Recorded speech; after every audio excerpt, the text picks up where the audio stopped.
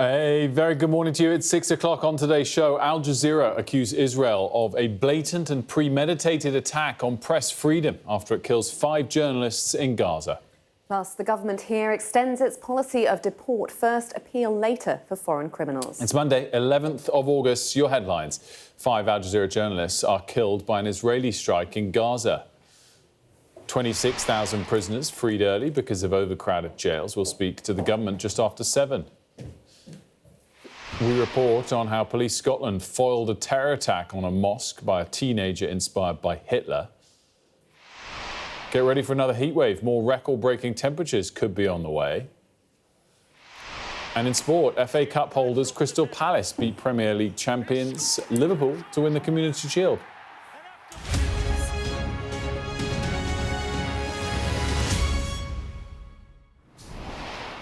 A very good morning to you. Al Jazeera has accused Israel of a blatant and premeditated attack on press freedom after 5 of its journalists were killed in Gaza. The broadcaster said in a statement, Al Jazeera Media Network condemns in the strongest terms the targeted assassination of its correspondents Anas al-Sharif and Mohammed Qreiqeh, along with photographers Ibrahim Zaher and Mohammed Noufal by the Israeli occupation forces in yet another blatant and premeditated attack on press freedom. The team's driver was also killed in the attack. The organisation said al-Sharif left this social media message to be posted in the event of his death. I never hesitated to convey the truth as it is, without distortion or misrepresentation, hoping that God would witness those who remained silent. Well, the Israeli military confirmed it targeted Anas al-Sharif and claimed he was a Hamas terrorist responsible for advancing rocket attacks. The UN's Special Rapporteur said last month that Israel's claims against him were unsubstantiated. At least 186 journalists and media workers have been killed in Gaza since the war began, and international news organisations, including Sky News, have been denied access to the territory. Sky's Nicole Johnson joins us now from Australia, which is the latest country to recognise a Palestinian state. We'll get to that in just a moment. But first, to the Al Jazeera journalists killed in Gaza. And Nicole, you worked with some members of that team previously in your prior roles. That's right. I lived in Gaza and worked there in 2011 with Al Jazeera. I think what's so significant about this is how many times Al Jazeera says that it has been targeted and how many people have been killed. Anas al-Sharif was 28 years old. He was a rising star and a correspondent in the network. He really became the face of what was happening in the northern part of Gaza because he was one of the very few journalists to stay in northern Gaza during the worst part of the bombardment there. Now, over the last few weeks and months, he had become increasingly concerned about his safety. He feared that he would be attacked. He said that in 2023 he had received warnings from some Israeli soldiers telling him to tone down his coverage, to stop reporting, but he was adamant that he would continue to report. Now, Israel, as you said, for their part, they say that he was a terrorist, that he was a member of a Hamas cell, that he led that cell, in fact. Al Jazeera has denied this, but Al Jazeera has been heavily targeted throughout the war. Some of our viewers might remember that in the early days of the war, Al Jazeera's bureau chief in Gaza, Wael Dadoa, he lost his wife. 2 of his children were also killed in an Israeli attack. His cameraman was killed. So there's been at least 9 members of Al Jazeera who have been killed, all part of more than 200 journalists who have been targeted, according to journalists inside Gaza, inside the Palestinian territory. Nicole, tell us about the decision by Australia to announce that it plans to recognise a Palestinian state. How fraught has that been domestically, and when did we reach that moment? Well, the momentum has definitely been building here in Australia for the last few weeks, and the government's been laying the groundwork. They've been trying to prepare the Australian public for this because the tide certainly appears to be shifting and changing in Australia. You may have seen those pictures of more than 100,000 people in Sydney crossing the Harbour Bridge, marching in support of Palestine, a state of Palestine, and the end of the war. The march was so big, in fact, that the police had to call it off after fears of public safety halfway through. Now, the government had said that a recognition towards the state of Israel, Palestine, that is, would be a case of when, not if. Now they are saying that they will recognise it in September. They said that they have spoken with the Palestinian President Mahmoud Abbas, that they want a demilitarised state, that Hamas cannot be a part of it, that they want a reform of the Palestinian Authority. Let's take a listen to what the Prime Minister Anthony Albanese had to say. The situation in Gaza has gone beyond the world's worst fears. Far too many innocent lives have been lost. The Israeli government continues to defy international law and deny sufficient aid, food and water to desperate people, including children. This vital aid must be allowed to get to the people who need it most.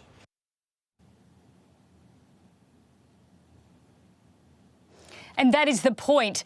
Despite all of this diplomatic recognition and crescendo that we're seeing around the world, with potential recognition by France, the UK, Canada, Australia, New Zealand, down the track, possibly even Japan, there was some indication of that from the Australian Prime Minister.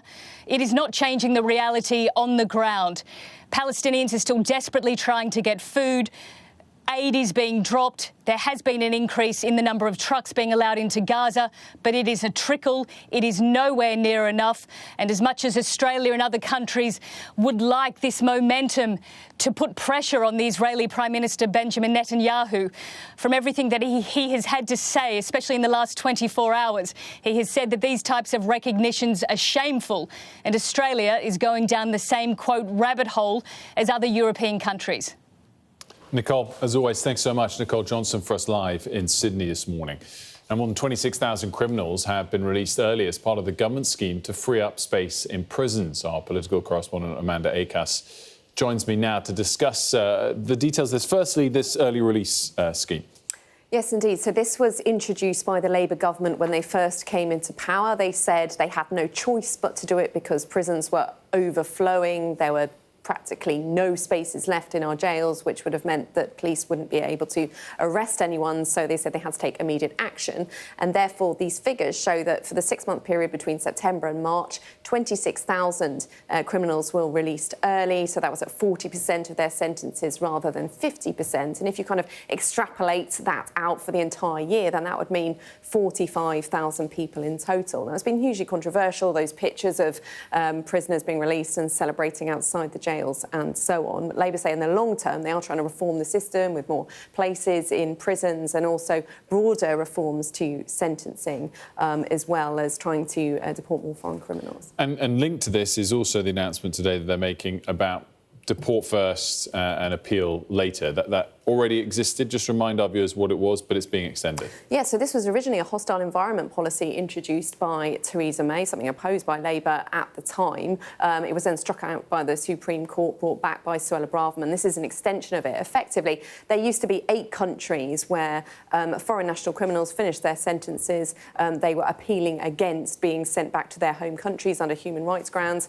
These 8 countries, you could be sent back there, carry out your appeals via video link from those places rather than being kept on in the UK system. That's been extended today to 23 different countries, places like Kenya, India, Uganda, Australia, Canada as well. Now, UK government say people were trying to kind of game the system and kind of spin out their appeals in order to avoid being deported. And they are under real pressure about this because more than 10%, 12% of the UK prisoners are foreign national offenders. It costs them £54,000 a day to be in a UK prison. We've heard a lot on this from Reform, from the Tories recently about this, and they've had a whole series of announcements. So yesterday, perhaps more controversially, they announced that anyone who finishes, who is sentenced a foreign national offender could be sent abroad. Unless they're a murderer or terrorist, they could be deported immediately to their home countries, which is controversial because if they're sent somewhere else, there's no UK jurisdiction. So theoretically, they could just be released, which raises big questions for the victims of crimes, not really seeing justice being done. Lots of moving parts to it, Amanda, and we'll discuss it with the government at 7:15. We're joined by the Minister for Victims and Violence Against Women, Alex Davis-Jones. Amanda, for now, thanks so much. Now, also making headlines this morning, European Union foreign ministers will hold talks later today to discuss the steps to a ceasefire in Ukraine. The meeting is ahead of Donald Trump and Vladimir Putin meeting in Alaska on Friday. The White House says the US president is open to including Volodymyr Zelensky, but for now it seems unlikely the Ukrainian president will attend. Authorities are yet to confirm the cause of a large blaze on Arthur's Seat in Edinburgh. The fire ignited just after 4 yesterday afternoon, with reports that people ran to safety as it spread. Specialist resources helped tackle the blaze. Older drivers could face mandatory eye tests as part of an overhaul of UK road safety laws. Other changes, including potentially cutting the drink driving limit and tougher penalties for uninsured drivers, are being considered. It's part of an effort to reduce road deaths, with more than 1,600 people killed in accidents last year. There's pressure on the government to crack down on what's described as exploitative marketing practices of baby formula companies. The chairwoman of the all-party parliamentary group on infant feeding says parents face inflated prices and unfounded health claims on packaging. A new take-at-home tablet could help boost the effectiveness of chemotherapy. The drug disarms a defence mechanism on tumours which can block the effects of chemotherapy. Researchers at King's College London now hope trials with breast cancer patients could begin within 2 years. Now, temperatures are forecast to exceed 30 degrees in parts of the country today, and records could be broken in Wales in the 4th heat wave so far this summer. Well, I'm delighted that Kirsty's here to talk us through all of the significance of this. So break down, first of all, just quite how much of a heat wave we're expecting over the next few days. Well, obviously, the best place to start would be what is a heat wave, and we have various definitions around the world, but in the UK, we call it a heat wave when we see 3 consecutive days above a threshold temperature, and that varies between 25 and 28 degrees, depending where in the country you are. So 25 for Scotland, Northern Ireland, for example, 28 degrees, the London area in the southeast. So if we get 3 degrees above that, then we will have a heat wave, and that's where we're likely to be tomorrow. At the moment, we've just got this very hot air coming in from Europe. You may have heard it's been excessively hot in France. We've had terrible wildfires, temperatures close to their record of 46, not quite. We're tapping into that heat now. It's extending into the UK, working its way northwards. So, as you mentioned, over 30 degrees likely today. Yesterday, we got about 28. Today, we could see maybe 31. Tomorrow, set to be the peak of the heat. 33 degrees quite likely, maybe 34. So we're not talking record-breaking yet, but it is a very hot spell of weather, and it's going to peak on Tuesday, but still hang around at the 29-30 degree mark for the rest of the week. So when I teased there that it might break records in Wales, what were we referring to for that? That's for parts of Wales, obviously. When we talk about the overall record for the UK, we're looking at, like, you know, the 40 degrees we saw in July in 2022. For August, it's 38.5, but for Wales, it's a little bit lower. So parts of Wales, especially East Wales towards the West Midlands, they could maybe see the 33, 34, and then we're getting close to records for parts of Wales. So I'll bring you more numbers later exactly where they might get, but at the moment, we're all looking at this warmer spell of weather this week, but may not notice it today for parts of Scotland, Northern Ireland, a little bit wet in places today, a few showers around. And if we're saying 3rd or 4th heat wave so far this summer, is that sort of normal at this point in August or not? It is fairly normal for this time of year, and the reason we get the hotter weather at this time of year, of course, we've got longer days and shorter nights. So when high pressure moves in, it traps in the hotter air, and it means day by day we see temperatures rising. Great stuff. Thanks so much. More to discuss on the weather throughout the morning. Now, the leader of a mosque in Scotland that a teenager planned to burn down with worshippers inside has told Sky News the boy pretended to convert to Islam to gain access. The 17-year-old was caught by police on the way to commit the attack. As our Scotland correspondent Conor Gillis now reports, the centre is now ramping up security. This is a place of worship that came close to attack. A mosque where a massacre was just moments away. The seaside setting disguised the terror being planned. A 16-year-old who idolised Hitler had prepared a manifesto and plotted to set fire to this centre using an air rifle to trap people inside. So he was coming in here, worshipping among you, and what was his aim? What was he wanting to do? We don't know what was his aim, but when he came, he was a very good boy and only want to become Muslim. And when he came, I gave him Quran to more knowledge. But it was all fake. The conversion to Islam just a ploy to gain access inside, to make sketches and videos of the areas where he wanted to create mass murder. He told me a very shocking statement.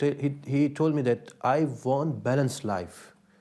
Balanced life. What was your meaning in terms of balance? What is the meaning? He said, I think that I be more closer to my creator if I become Muslim. But really, he was a neo-Nazi who thought white people were at war with other races, radicalised, aged 13 from content he'd watched on social media. The boy made his move in January, picking a time when he thought the mosque would be full of worshippers. He walked down this street wearing his military rucksack full of weapons, dressed in black. What he didn't know is the police were already here. They'd been watching his every move. They arrested him and prevented the terror attack from unfolding inside there.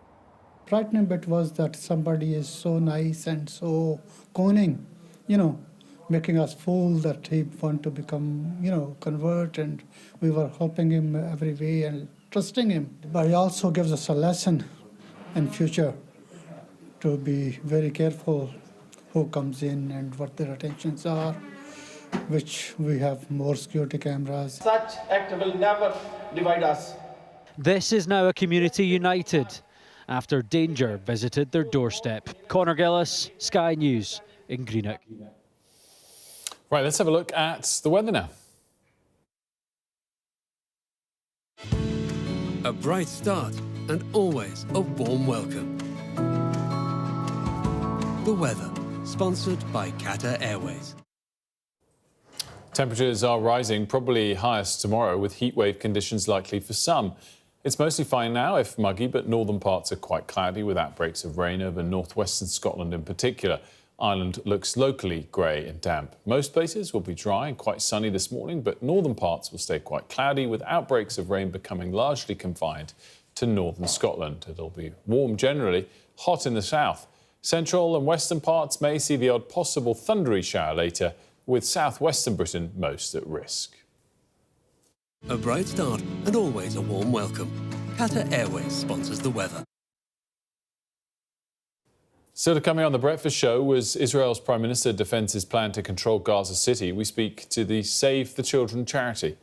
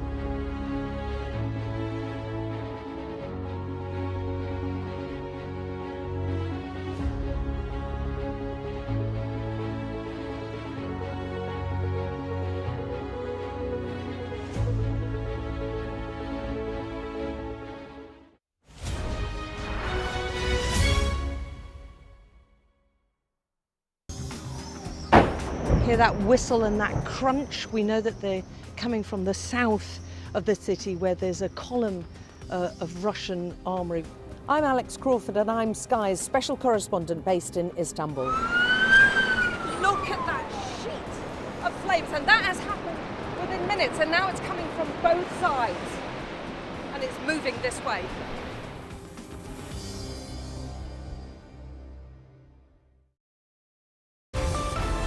Staying connected is vital for business. Sky Business sponsors this report. It's mostly fine now, if a bit muggy, but northern parts are quite cloudy with outbreaks of rain over northwestern Scotland in particular. Most places will stay dry and quite sunny this morning, but northern parts will keep a lot of cloud, although outbreaks of rain will become largely confined to northern Scotland. It'll be warm generally, hot in the south. Central and western parts may see the odd, possibly thundery shower later, with south-western Britain most at risk. Expect high levels of weed pollen in the hot, sunny south. Sky Business sponsors this report. Meanwhile, Benjamin Netanyahu claims there's a global campaign of lies over the scale of starvation in Gaza. He's been trying to defend his plan to extend control.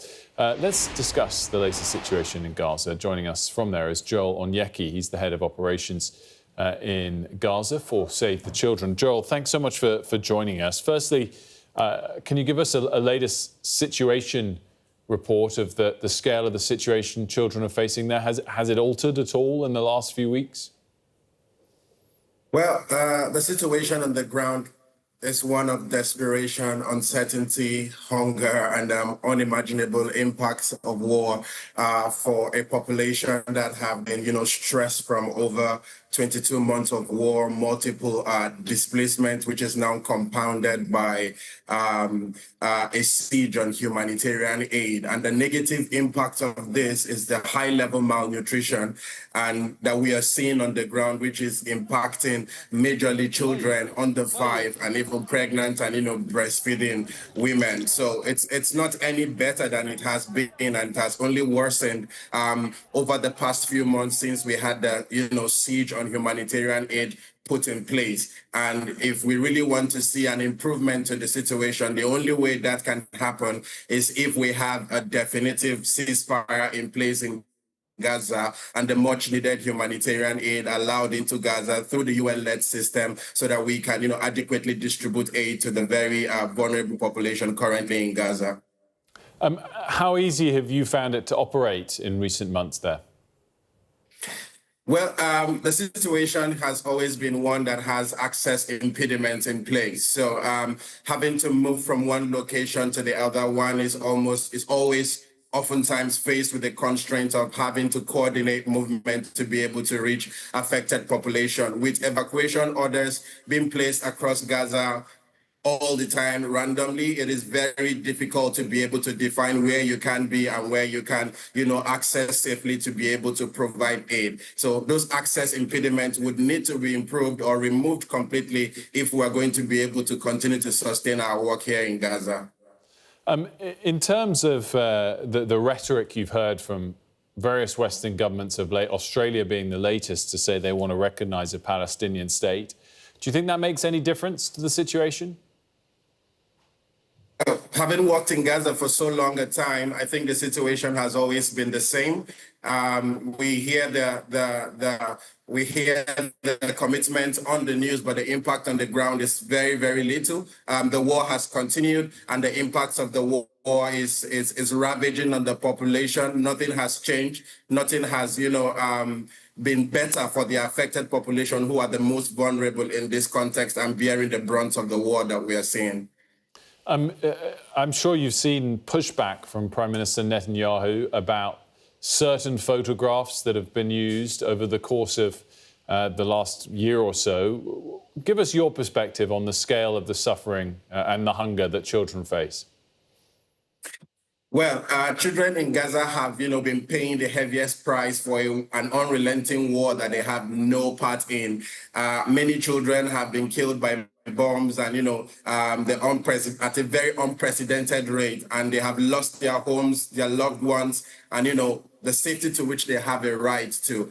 And because of the impediment and the embargo on bringing in items into Gaza, like I mentioned earlier, there's high-level starvation on the ground, and the figures are spiraling by the day. The recent independent phase classification data that we have shows that over 70,000 children in Gaza are at chronic risk of famine, right? Over 17,000 pregnant and breastfeeding women are also malnourished in Gaza. So if we look at these figures and the rate at which it is spiraling out of control, we may have a lot coming on our hands in the near future if there is no end to this current situation, if there is no definitive ceasefire in place and the much needed humanitarian aid allowed to come in.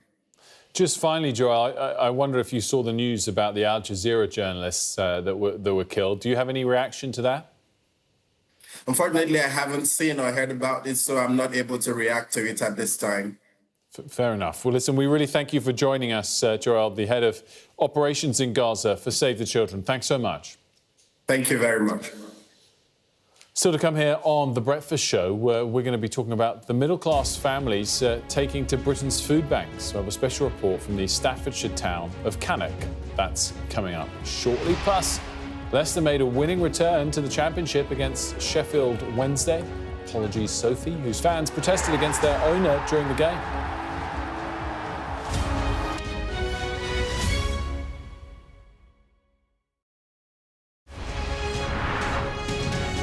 Our app gives you the very best of Sky News wherever you are. Breaking news, videos, analysis, up at 6%. Podcasts, watching us live. Joins us live, all in one place, and all at just the touch of a screen. The Sky News app. Get the full story first.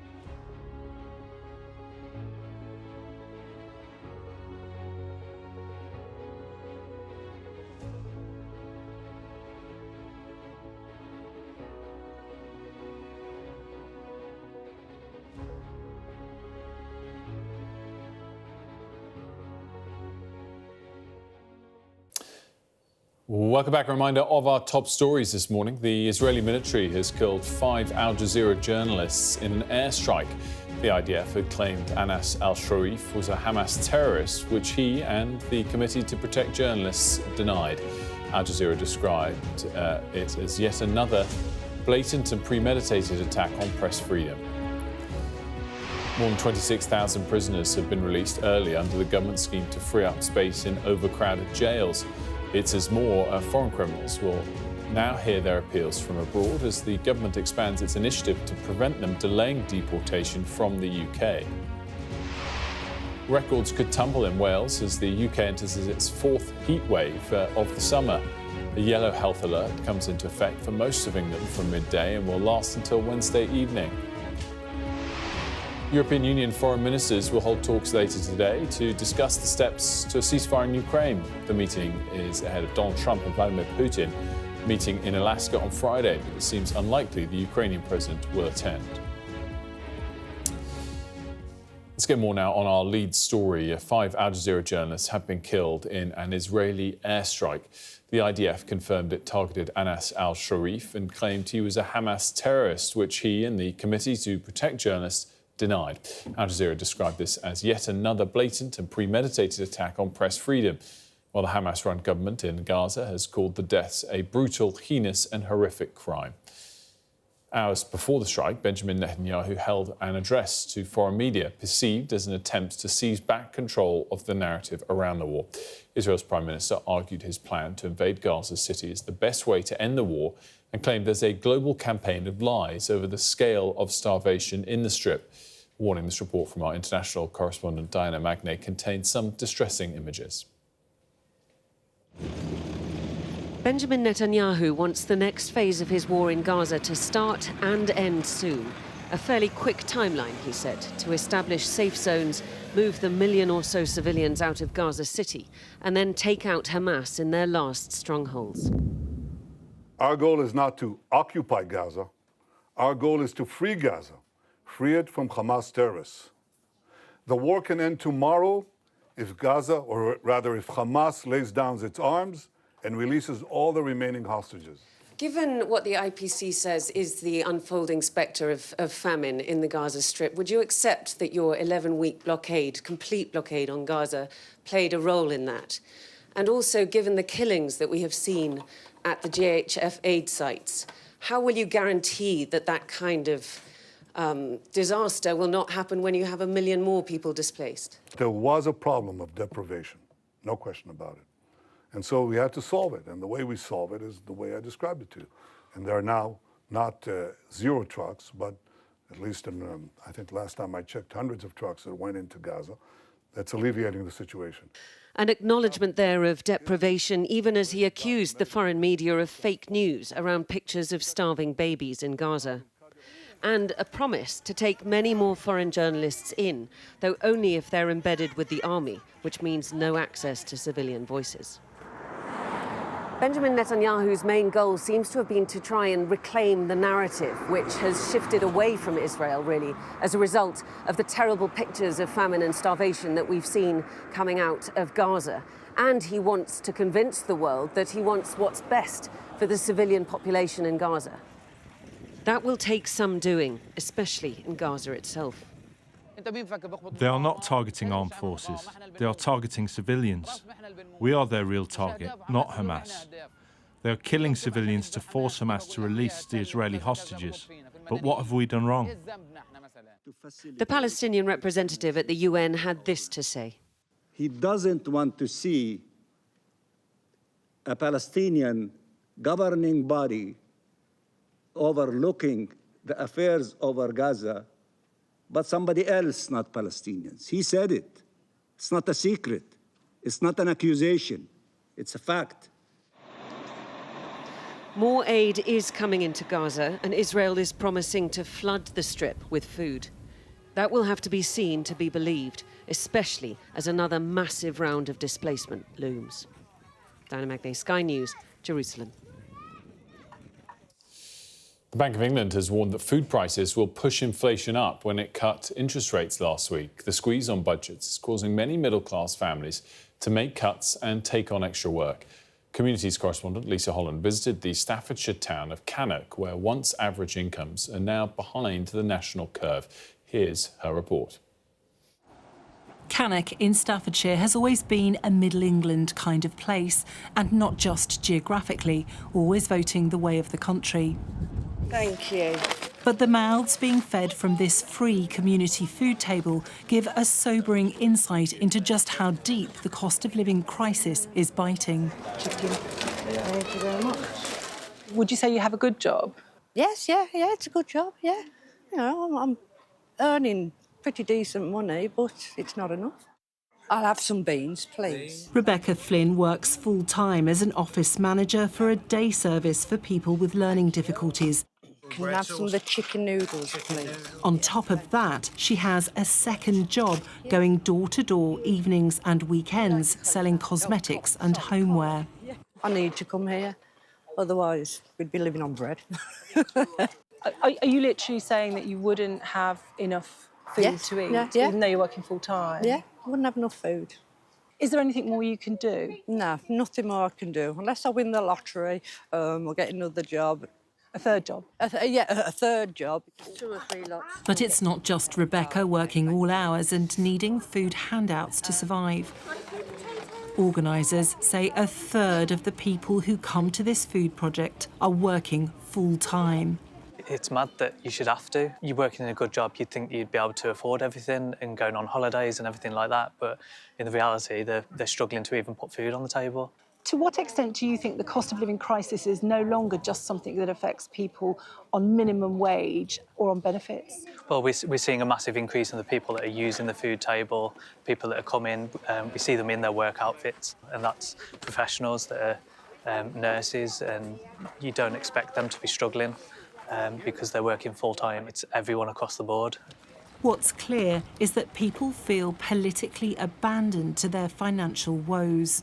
It should be noticed that people are in this state. No, local councils, local governments, they need to see what's going on, come to ground level. It's 2025, it shouldn't be like this. Louise Schwartz didn't think getting a degree and then a job as a music teacher would leave her with money worries. That's it. Think about your fingers in this next bit. Would you call yourself middle class? Yeah, I would. Yeah. And is this what you thought middle class at your stage of life, having worked hard and studied to be a teacher, would be? No, definitely not. After 20 years in the classroom, she now has 3 jobs, working 50 hours a week as a teaching coach at a software firm and giving private music lessons. Her husband is an estate agent. They have a mortgage and 3 cars, and together earn around £80,000 a year. Where does all the money go for you? We don't do expensive supermarkets. We don't do expensive brands. We do whatever's on offer for that particular week. My eldest son has started driving, which has then had an impact on my daughter's horse riding lessons that she enjoys. She's had to cut back and have less of those so that we can spread the costs. I'm really lucky that we've got a hot tub in the garden that we bought years ago, but at the moment we can't afford to turn it on because of the electricity, so that's just sitting empty. Mapping out their past trips, the family's income has always meant nice holidays until now. This year we can't afford to go on holiday this year, we don't have the funds for that. What does it say that a teacher and an estate agent, both working full-time, can't afford to go on holiday this year? I think a lot of people might not be surprised by that because I think a lot of people are probably in a similar position, but maybe we just don't talk about it.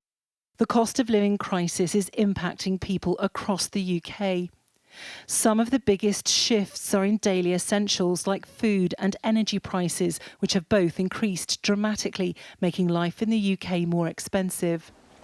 But one area that has been particularly hard hit is the constituency of Cannock Chase in Staffordshire.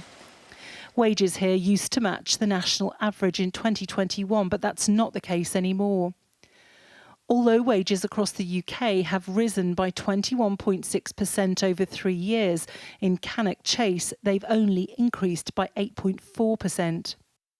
Things like getting on the property ladder. In a beauty salon, we meet Gabriella Rolfes-Shields, who earns almost spot on the national average salary. She works full-time in a children's home, but it's still not enough to buy her own house. You're just constantly chasing your tail. That's how it feels. It doesn't ever get any better, really, does it? So you're trying to enjoy your life as well as save up for a deposit. You can't do both. So, yeah, one day I'm probably going to have to cut back a lot more, maybe stop getting my nails done and my lashes done. But those are the things that I enjoy. Behind the front doors of Cannock's shops and offices, you start to get an idea of how people are making ends meet. Are you looking forward to your holiday? Heidi Boot owns the beauty salon. Self-employed and with a small business, you could say she is the backbone of the middle classes. I feel like everybody is stretching their appointments further to try and budget their money a bit better. It's a shame, to be honest, because people are working so hard for their money. They've paid all the bills and now they've got nothing left to spend on themselves. And this is the middle class cost of living crisis. Yeah. But how widespread is this middle class despondency?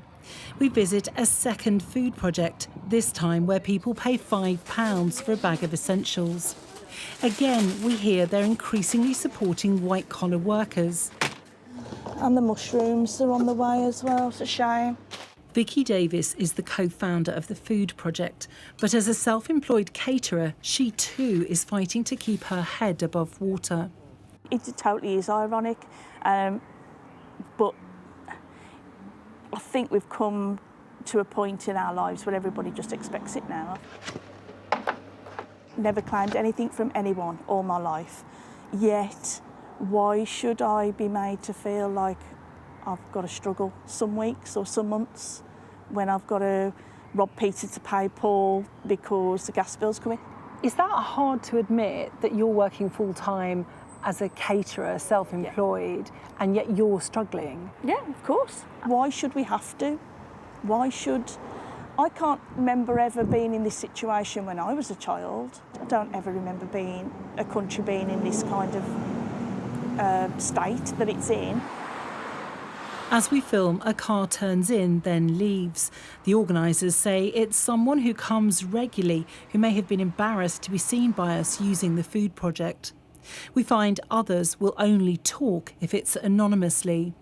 We've arranged to meet a woman who uses the food project once or twice a month. She's asked us not to show her face. We all know that for Brits, money is a taboo subject. But what we've found is that people with good jobs are reluctant to openly talk about being impacted by the cost of living. We're calling the woman Jane. She works in an office and has a second job a few evenings a week. Her husband also works full-time. Although we're not struggling, it's kind of embarrassing if a lot of people out there knew that you was going to a food bank as opposed to a normal supermarket. Do you think that there is a sort of brewing resentment between people who work full-time and are now struggling and people who don't work? Yes. Yes, definitely. Amongst a lot of people. The population of the country, because obviously there's a lot of people that are working, you work really hard, you'd work extra hours to make ends meet. Back at the food project, we meet Bethany Jones. Neither she nor her partner work. Between them, they have 4 children and rely on benefits. The money goes on my kids, to be honest, and I take them out, take them on holidays and all that sort of stuff with the money that I get. No, I'm not struggling at all, to be honest. You're not working, your partner's not working, you're in receipt of benefits, you're not struggling, and yet some people who are in full-time employment tell us that they are struggling. What do you think about that? I don't know, it makes me feel a bit bad. The fact that when people are working full-time and they're struggling, I do feel a bit bad for my situation as well as theirs. The Prime Minister says action is being taken to give workers more money in their pockets. Thank you. But the government faces a politically volatile cocktail over fallout from its benefits U-turn and the voice of Middle England also wanting to be heard in the battlegrounds which brought it to power. Lisa Holland, Sky News, Cannock.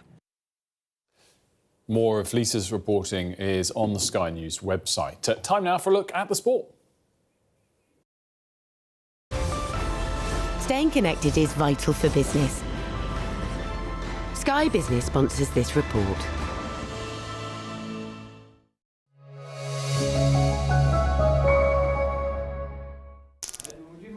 Of course. Yeah. Here we go. Moving to a club like Fulham that time was a little bit weird. Top class goalkeeping from Edwin van der Sar. Top goalkeeper. One of the very, very best in the business. If they want me, they know where to go now. I didn't envy anybody who was following in Peter's footsteps. I wanted Edwin to come after me. There was a $2 million buyout clause in his contract. I think he's the answer. Hello Edwin, it's Sir Alex Ferguson. You want to... Edwin arriving was almost like a cornerstone of what was going to come over the next few seasons. What a save by van der Sar! He had a keen eye for making big saves. To finish your career with silverware, that's what everybody wants.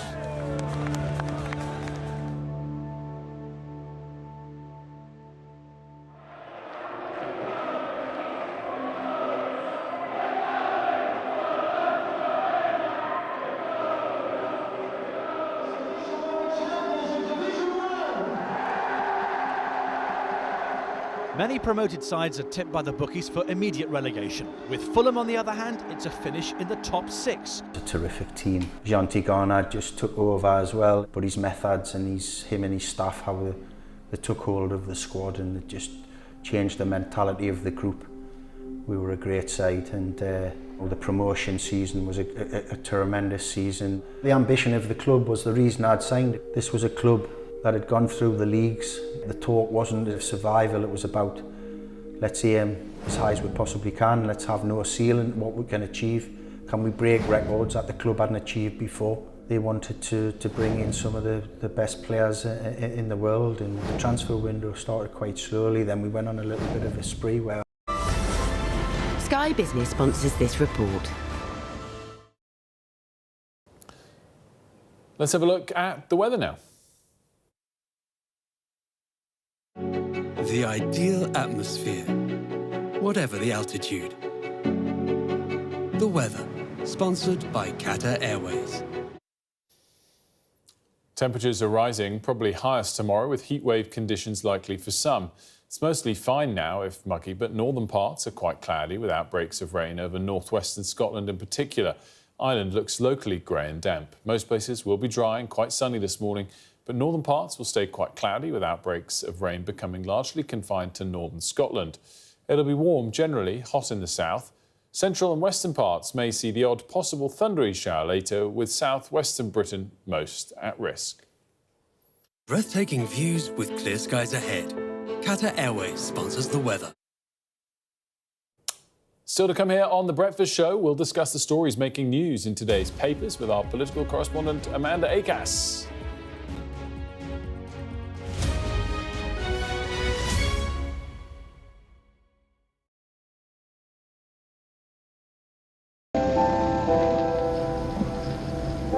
I'm Stuart Ramsey, and I'm Sky's chief correspondent.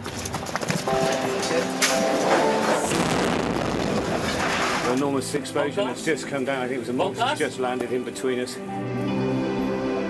Hundreds and hundreds of people hoping to get north, ultimately to get to the United States. It's a border where they're not welcome, yet they keep coming. We saw snatch squads going in, grabbing people, taking them out and putting them into trucks and taking them away. They make about 50 kilos of fentanyl a week. It's incredibly dangerous and toxic stuff. There's been an upsurge in deaths. The fighting between the gangs is getting more and more vicious. Is this now all your territory? Yeah. The battlefield is outside the barricades, which is over there. This is much more like a normal town. It's really sending a clear message that Venezuela is eager for change. We've been crushed. Free from wherever you get your news. We are in the middle of a forest, in a jungle really, and they're attempting to keep these men alive. This is real, hardcore emergency medicine. The information on this could bring down the entire network, not just in Iraq and Syria, but across the world. Sky News, the full story first. Well, hundreds of thousands of people have been using the beast for years to traverse Mexico, but it is really dangerous. Many people have died riding it. A show of military might and menace. Why should the West trust you? Frankly, I don't care whether the West trusts us or not. Sky News. Get the full story first. Have a quick word for Sky News. Is the West right? Are you fueling Russia's war machine? American journalist Evan Gershkovich is on trial here, but was first on display. I'm Ivor Bennett, Sky's Moscow correspondent.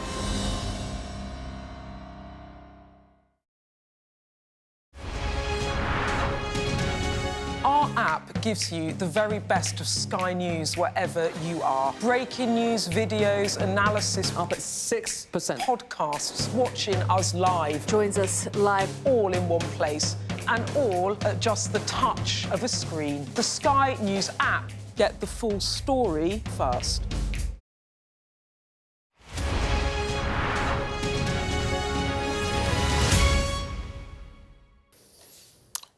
Welcome back. It's time now for the news review. Amanda's here for that. We're going to kick off with a big spread, pages 8 and 9 in the Eye, covering the big story of the week that we're going to build up to, of course, the meeting between Putin and Trump coming on Friday in Alaska. And there's actually sort of 3 different stories on this spread, but the main one, Starmer braced for a week of tense diplomacy ahead of peace talks. Also, bottom left corner, Vance claims talks between Zelensky and Putin back on the table. There's also an opinion piece. Putin is running rings around and outsmarted Trump. Lots in this. I think the key thing, Amanda, really is the extent to which the week of tense diplomacy for Keir Starmer will achieve anything or not, and how on all fronts we're waiting to hear what comes out of the US and Russia talks. And I just wonder whether this could be the first big area where the Prime Minister feels a need to clash with President Trump depending on what is or isn't agreed. And obviously, so far, the coalition of the willing has been quite united and quite firm with what they do and don't want. This might be a moment of a clash between Starmer and Trump, Bro. Well, yes, it's kind of what they've been trying to avoid ever since Trump took power, really, and the position of the Europeans. And so they've fought back, haven't they, about being shut out of the room, effectively, on negotiations between Russia and the US over Ukraine, and have successfully managed at each point, when there was that row with Zelensky in the White House or the previous suggestion of meetings just between Russia and the US, they've managed to get them back into the room each time. But now it seems, after all of that, all the coalition of the willing, all the work that's been done there, they're kind of back at square one, really, in terms of Donald Trump's position in wanting to negotiate directly with the Russians. It's going to be a fascinating story, that, as we get further in the week. We'll be talking about it a bit later with Kira Ruddick and Peter Westmacott. That's at 8:30. Next story you've gone for in the Times relating to eye tests. Yeah, so this is really interesting. So I think there have been a number of really quite awful stories in the papers recently about people who've been killed or seriously injured by drivers who are a lot older and who can't see very well. And I think the government's been paying attention to that and to coroner's reports about this. And they're doing a whole review of the road safety laws in this country. And one of the things that they're saying they're going to bring forward under this new legislation is a requirement that drivers over the age of 70 will have to take eye tests every 3 years. And if they fail them, they'll be banned from driving. A whole series of other interesting additional laws around giving people points if their passengers aren't wearing a seatbelt. Also tougher rules for people who are unlicensed drivers, uninsured drivers. It's something we covered on Sky News earlier on this year. But it's what's quite shocking is that there's been a lot of progress in reducing serious road casualties, injuries and deaths on the road. The numbers halved between 2000 and 2010, but they've been ticking back up again, it seems. And so the government's looking at what they can do to try and tackle that. Yeah, really interesting. We'll see how that one goes down if it develops. Next story in the FT I've gone for. Hiring slows on labour costs and tax fears. What's so interesting, I think, about this is actually the article, when you get into it, also leans quite heavily on the fact that the data is so poor at the moment. This is something that's obviously got a lot of attention in the US recently, where President Trump fired the head of the Bureau of Labour Statistics, which was certainly a very controversial timing of it. But most analysis does say on both sides of the Atlantic that data on jobs, on employment and unemployment has really deteriorated over the last couple of years, and is at the best of times relating on surveys, and therefore requires employers to respond in detail for the data to be reliable. This one gets into the bigger problem here in the UK, which is that some of the survey data, the forward-looking data, and this headline in particular is referring to a survey recently by KPMG and another one by the Recruitment and Employment Confederation, points to a worsening jobs picture, whereas the backward-looking ONS data, the Office for National Statistics, while it showed it was worsening a bit a few months ago, in the most recent month, suggests a small improvement. But it's very hard to draw a trend on either of this. I think what you'd have to step back and say overall is the data, the quality of the data is getting worse, and unemployment overall is still low. A big swing factor for the UK versus other countries since the pandemic has been that participation rates, people's willingness to work, remains very low. Even if it improves slightly, it remains very low, and it's something that affected most countries post-pandemic. We've just been very slow to shake out sickness, and that's been a real problem for the government with their promises to improve productivity. Yeah, but interesting, and listen, the jobs market will be a key determinant to the economy, obviously, going forward, and to make good policy, you need good data. And by the way, also in the FT today, there's an op-ed by Simon Hoare, who's the head of the relevant committee in Parliament, saying that they need to hold the ONS to account more to get better data. It's not politicising it per se, it's just saying we need the better data to make good decisions. We're out of time on the news review on this hour of Sky News Breakfast. We'll be back after this short break.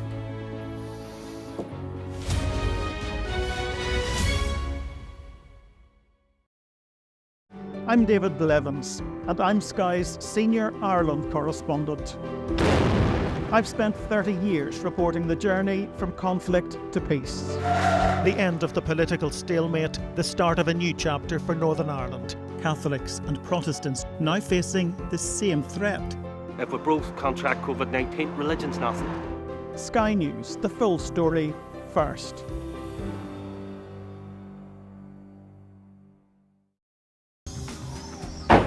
Hear that whistle and that crunch? We know that they're coming from the south of the city, where there's a column of Russian armoury.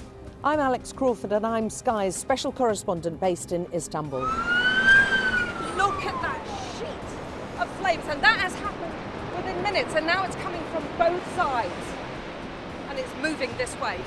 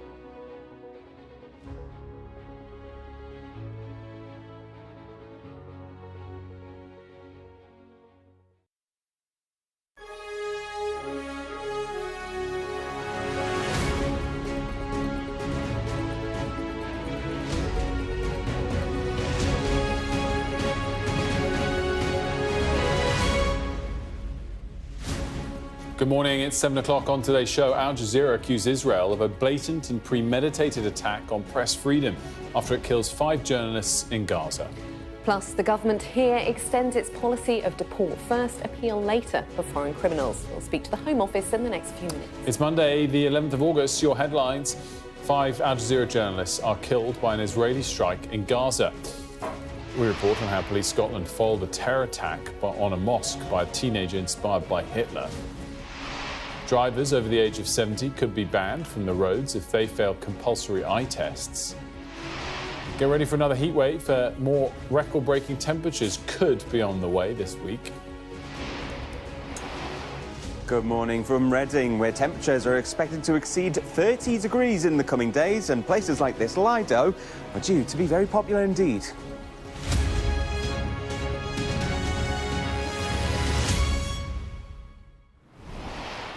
A very good morning to you. Al Jazeera has accused Israel of blatant and premeditated attacks on press freedom after 5 of its journalists were killed in Gaza. The broadcaster said in a statement, quote, Al Jazeera Media Network condemns in the strongest terms the targeted assassination of its correspondents Anas al-Sharif and Mohammed Qreiqeh, along with photographers Ibrahim Zaher and Mohammed Noufal, by the Israeli occupation forces in yet another blatant and premeditated attack on press freedom. The team's driver was also killed in the attack. Let's go to our international correspondent, Diana Magnay, who's in Jerusalem for us. Diana, what more can you tell us about what happened and whether this was an intentional strike or an accidental one? I think it was very much intentional, and if you look at the video, it was a direct hit on their broadcast tent, which was just outside the Al-Shifa hospital. The IDF would have been very well aware of exactly where that tent was, and within a matter of minutes, they had already published their statement saying that they had eliminated the Anas al-Sharif, who they label a Hamas terrorist. They say that he was head of a Hamas cell. They had previously released what they said were compelling documents to prove his Hamas affiliation. They describe him as a terrorist who posed as a journalist for the Al Jazeera network, and they've released a lot of documents claiming that. Those have been unconfirmed. The Committee to Protect Journalists, as are the whole journalistic community, are outraged against what they call a targeted assassination of these 5 Al Jazeera journalists and, as you say, the crew driver, who would all have been in that tent. And I'll just tell you that this has massive ramifications really across this part of the world, where a lot of people would watch Anas. He had a massive social media following. He was prolific on Instagram, on X. He was in the north of the Strip in Gaza City for a long time at the beginning of the war, for a year when very few other journalists were there. A lot of people knew about him. You know, in my taxi on the way into the bureau this morning, I was looking at one of the videos, and the driver said, "Is that about Anas?" We were all crying about him last night. My little daughter was crying because he has a little daughter. He had a little daughter her age. I think that shows you what kind of an impact he had in this part of the world. His death and that of his colleagues adds to the huge number of journalists who have been killed covering the war in Gaza since October the 7th. The Committee to Protect Journalists says that is, or in fact, before their deaths was 186 journalists. And I'll just read you their statement. Israel's pattern of labelling journalists as militants without providing credible evidence raises serious questions about its intent and respect for press freedom. Journalists are civilians and must never be targeted. Those responsible must be held accountable. And I was in a press conference with Benjamin Netanyahu yesterday, who said that he would expand access to Gaza for journalists, but only for foreign journalists, but only on IDF embeds, military embeds, which still leaves it to Palestinian journalists who've been killed in great numbers to report unfettered about what is going on in the Gaza Strip. Diana, just a slight follow-up on this. Did Israel say anything else about the others killed in this strike? Whether people want to believe what they said about the prime target? No, no data about the others.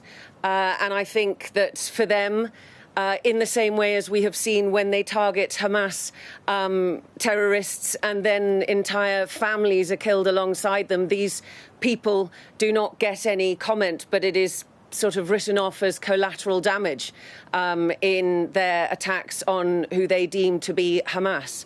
And I think that that is the same in this instance, but we will follow up and are following up with the IDF to give us that documentation that supposedly proves that he was a terrorist, and we will follow up about the other people who were killed in that strike. Diana, as always, thanks so much for that, Diana Magnay. Well, Australia has become the latest country to say that it will recognise Palestine as a state at the United Nations in September. That follows France, Britain and Canada, of course. Anthony Albanese said a two-state solution is the best hope to break the cycle of violence in the Middle East. The move comes after huge protests of more than 100,000 people calling for a ceasefire in Gaza, which took place on Sydney Harbour Bridge. The situation in Gaza has gone beyond the world's worst fears. Far too many innocent lives have been lost.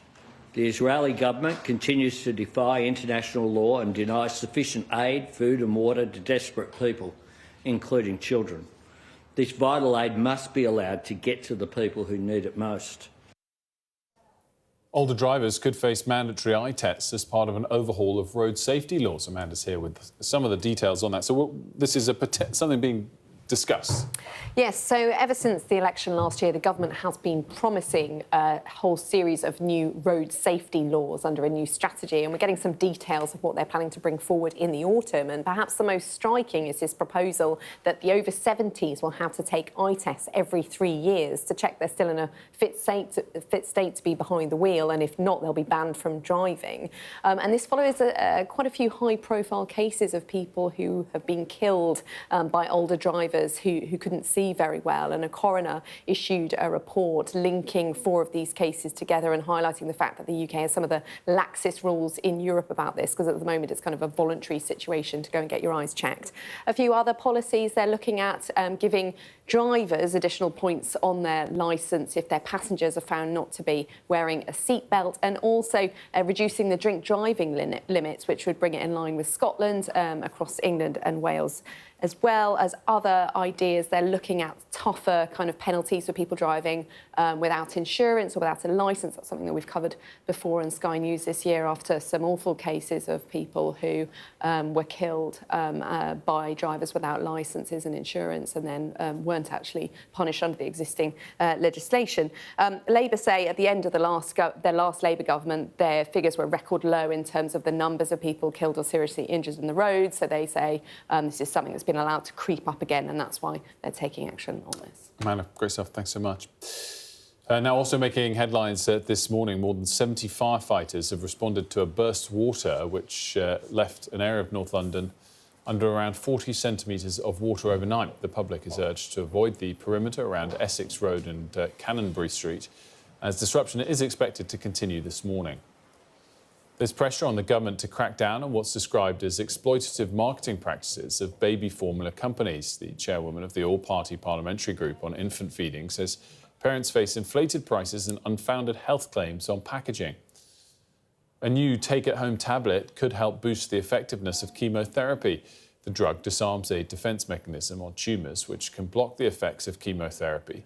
Researchers at King's College London now hope trials with breast cancer patients would begin within 2 years.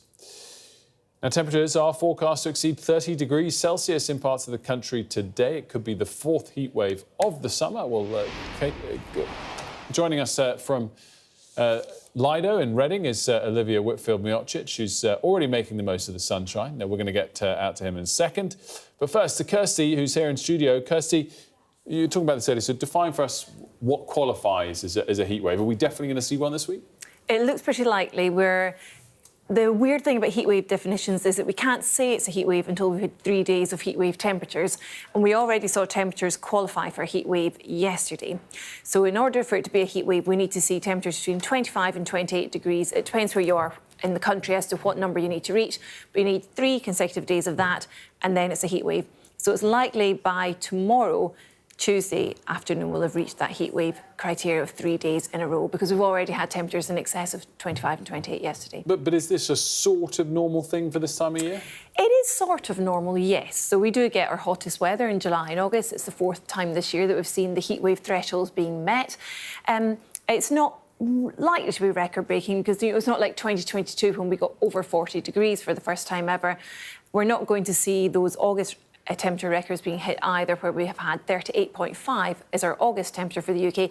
But Wales, for example, is 35, so we may get close to that. It's about 10% chance that Wales could see their highest August temperature. But for most of us, it's just a very hot spell of weather, but it's not exceptionally hot. Oliver, one way or another, it's certainly warm enough for a dip.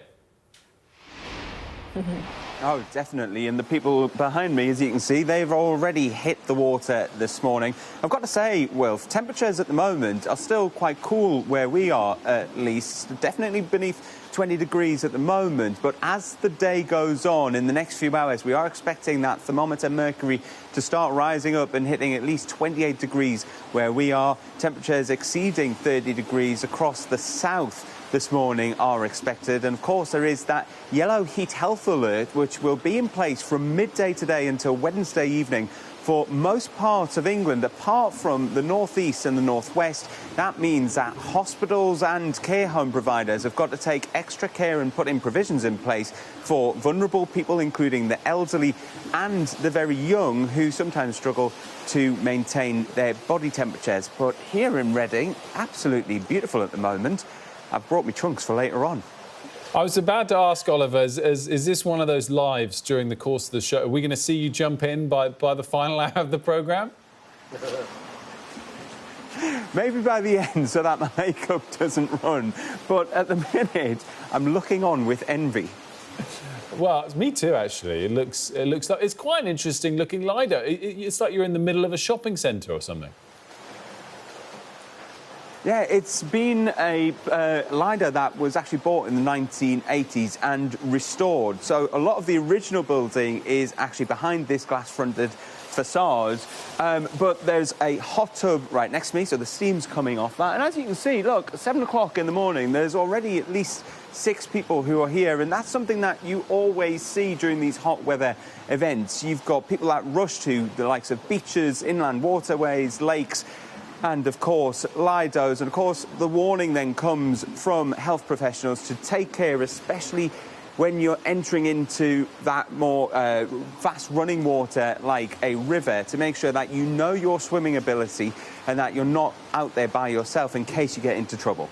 Oliver, great stuff. Thanks so much for that. And just a final question, Kirsty, in terms of the way this is coming in from Southern Europe or Central Europe, in fact. It is. It's coming up from the south. I mean, you might have heard there's been exceptionally hot weather across parts of France and Spain, and that hot weather originally started in Africa and is working its way northwards. So you can see the graphics there, the sort of orangey red colours pushing their way up in the southerly winds from the south.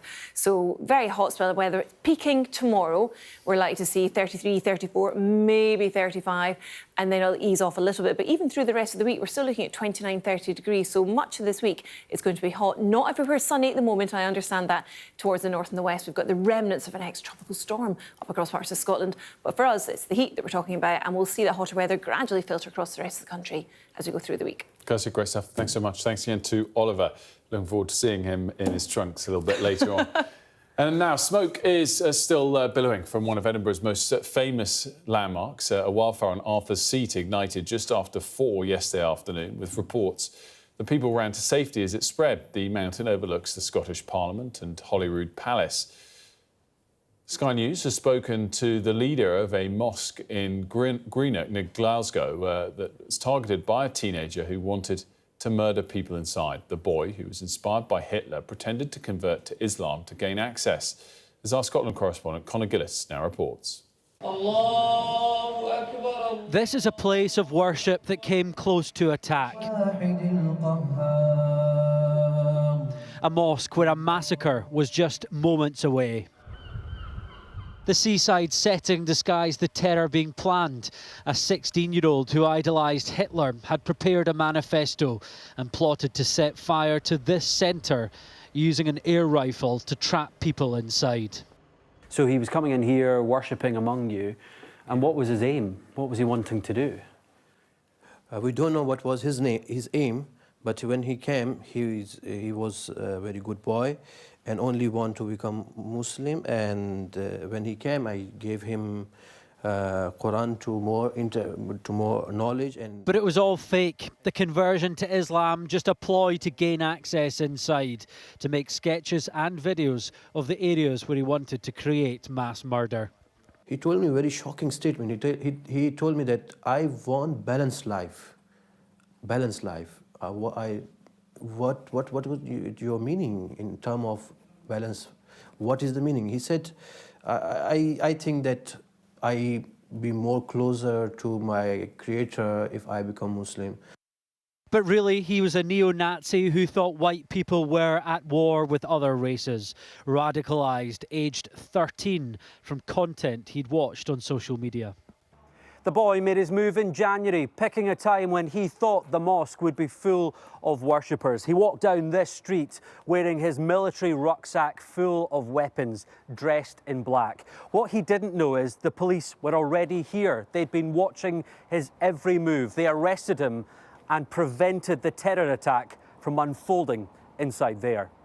Frightening bit was that somebody is so nice and so cunning, making us fool that he want to become, convert, and we were helping him every way and trusting him. But he also gives us a lesson in future to be very careful who comes in and what their intentions are, which we have more security cameras. Such act will never divide us.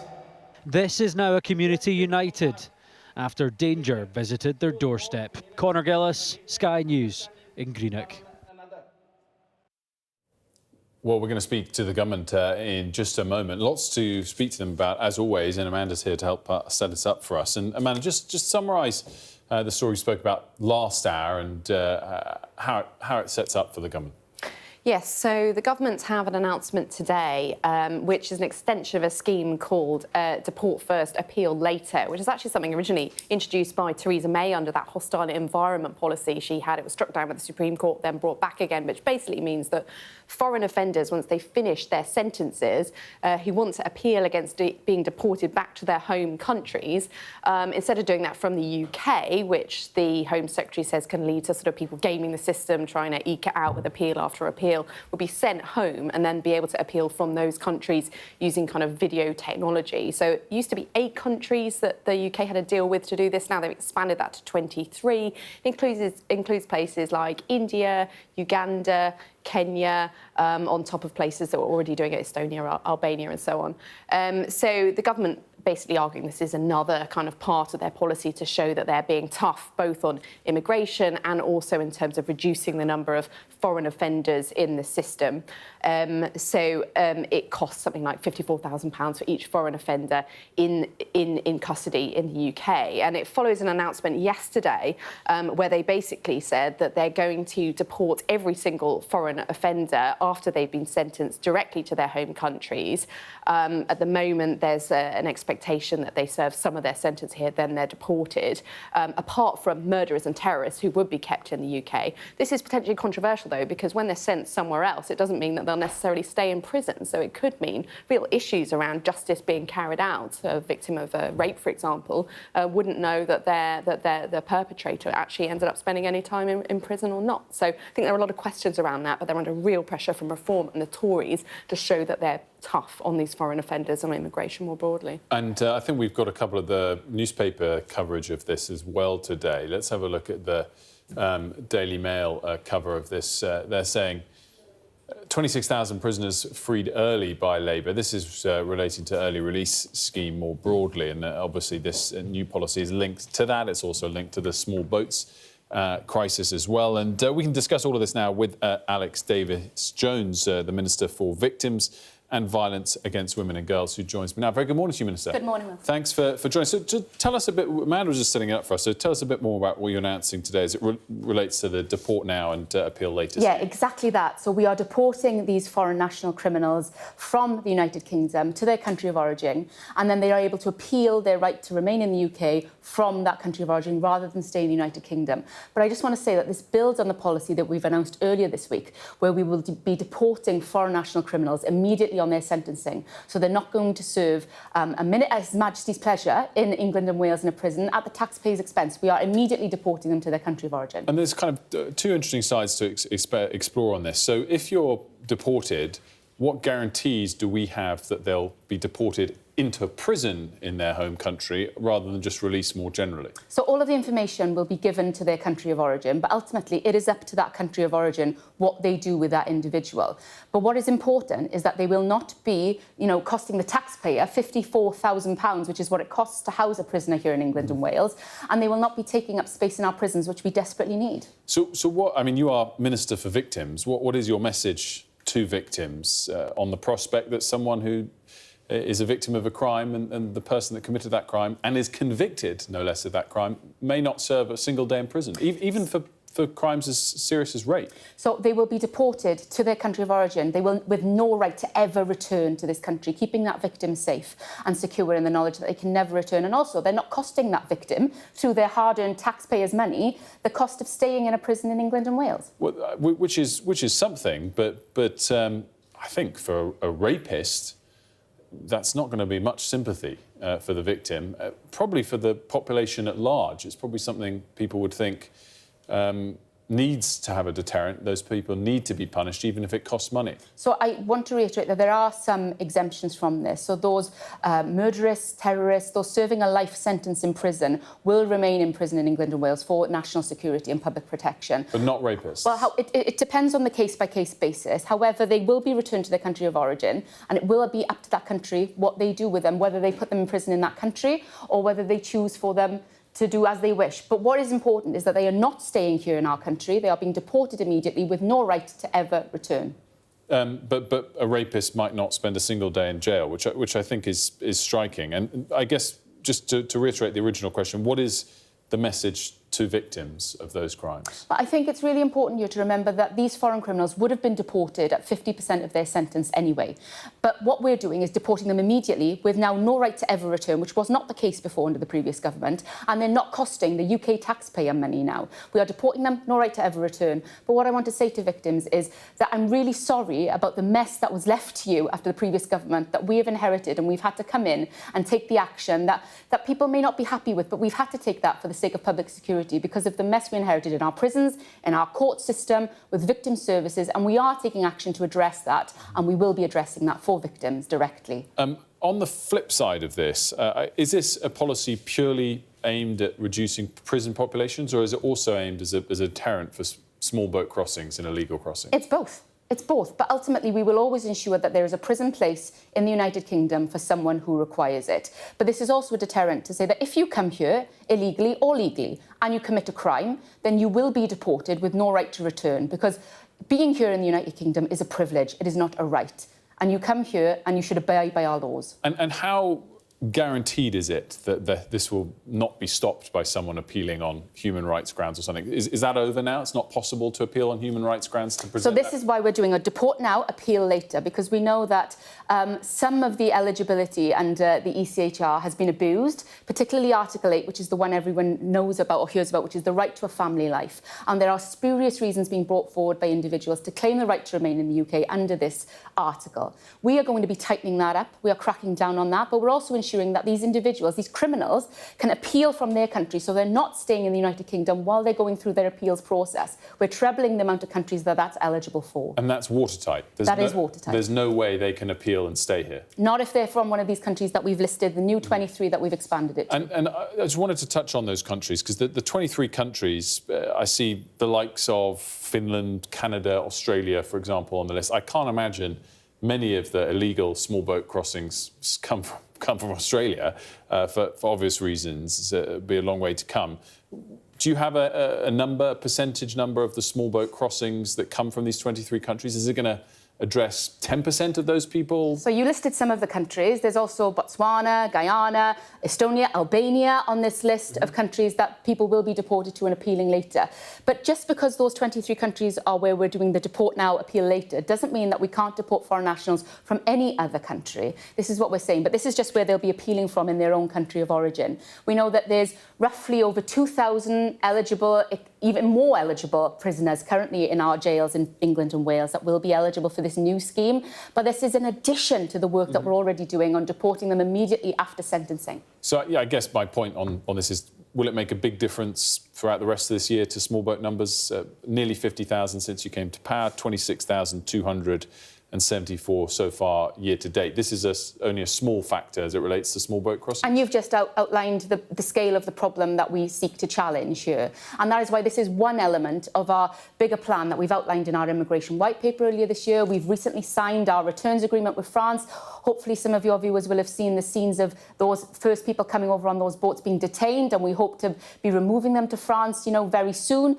This comes as a package. This isn't just one thing that we're doing. It has to be every single element of practical, deliverable solutions, rather than gimmicks that the previous government was trumpeting. And when will we see the small boat numbers come down? Well, we're seeking to bring them down, you know, as soon as possible. We've already brought the number of asylum hotels down from 400 at the peak of the previous government to 200 now. That was costing the UK taxpayer £9 million a day. You know, and as I already have said, it's costing £54,000 to house a foreign national criminal in our jails in England and Wales. All of this is costing the taxpayer money. They want us to get to grips with this. These are the practical solutions that we're doing just to do just that. OK, well, we'll wait to see when the numbers do come down. Just wanted to ask a little bit as well about the Palestine action protests over the weekend.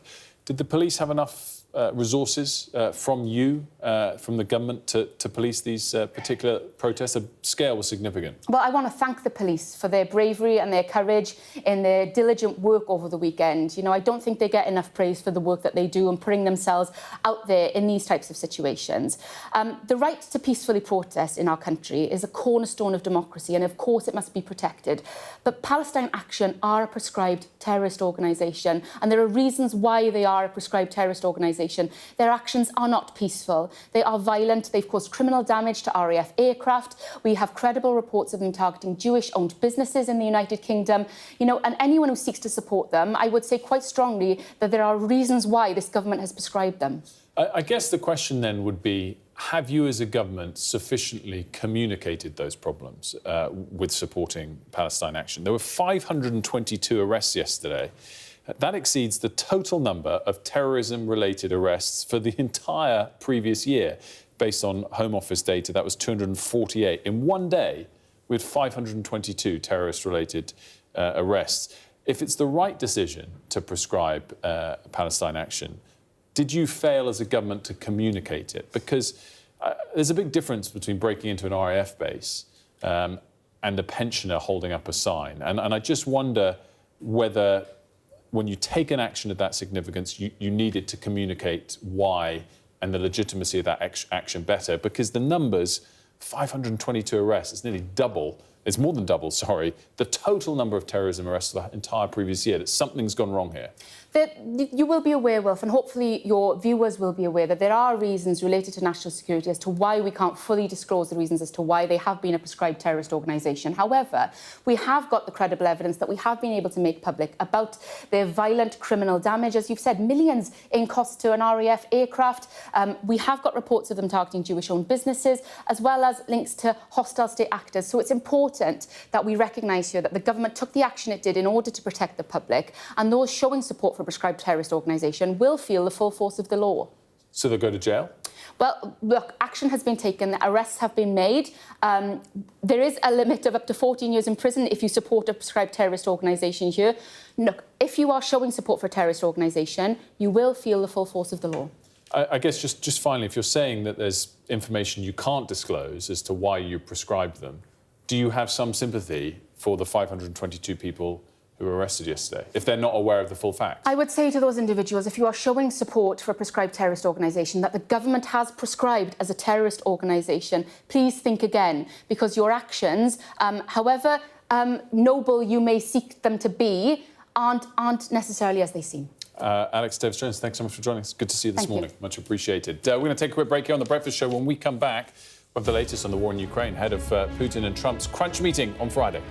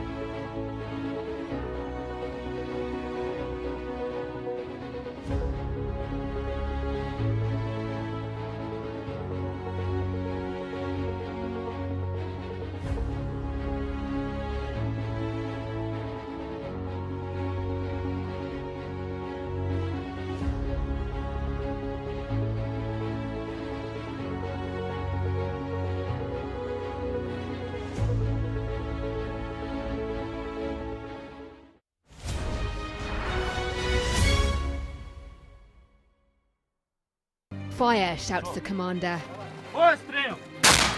There's a dash to safety. We've now got to wait inside the shelter to see if there is incoming. I'm Deborah Hames, Sky Security and Defence Editor. Should Russia's war with Ukraine escalate significantly, pilots like these could be called upon to go into combat for real.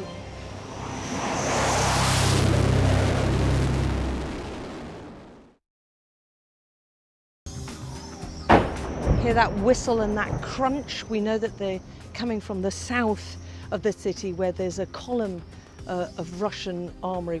I'm Alex Crawford and I'm Sky's special correspondent based in Istanbul. Look at that sheet of flames, and that has happened within minutes, and now it's coming from both sides, and it's moving this way.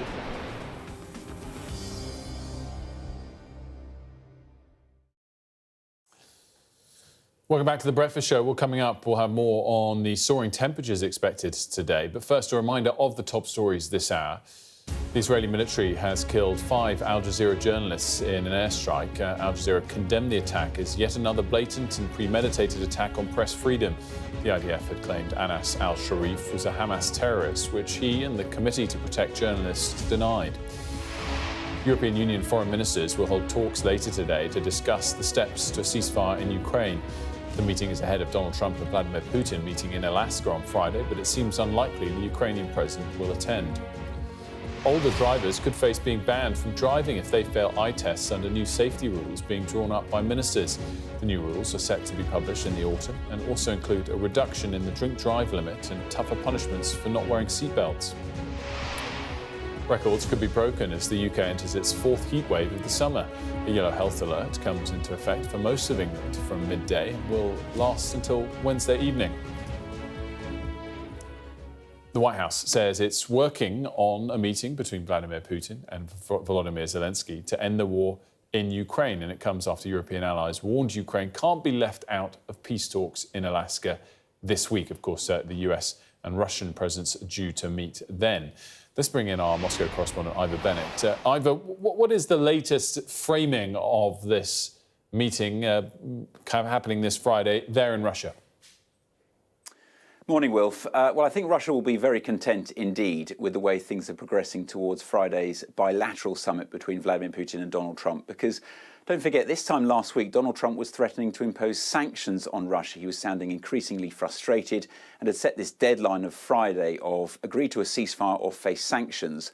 But Friday came and went without a ceasefire and without sanctions. Instead, Vladimir Putin emerged with this invitation to a summit on American soil without seemingly doing anything at all, without offering any concessions. And that is a very big diplomatic win for Moscow. And not only that, it could prove a very big geopolitical win too, because he's got the chance to dictate peace on Russia's terms. Over the weekend, Donald Trump did say that he was open to including Volodymyr Zelensky in this summit, making it a trilateral meeting.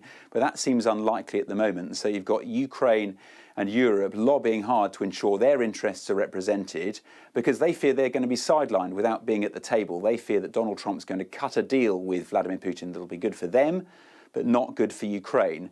Moscow, on the other hand, is very keen to keep it this way, keep it at a meeting at a bilateral level. And so we've been hearing a lot over the weekend from various voices here accusing Europe of trying to disrupt and prevent US efforts to end the war. And I think that's a narrative we'll hear a lot of this week. Russia trying to cast itself as the one that wants peace the most. But as I say, it is peace on their terms.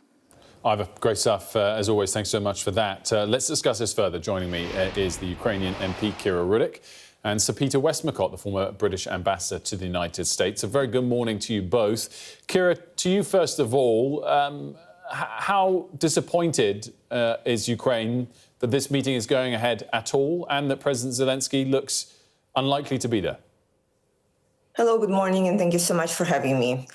Here on the ground, we are, of course, disappointed and concerned because we see that Russia is getting the appeasement for their actions instead of the strong sanctions that President Trump promised.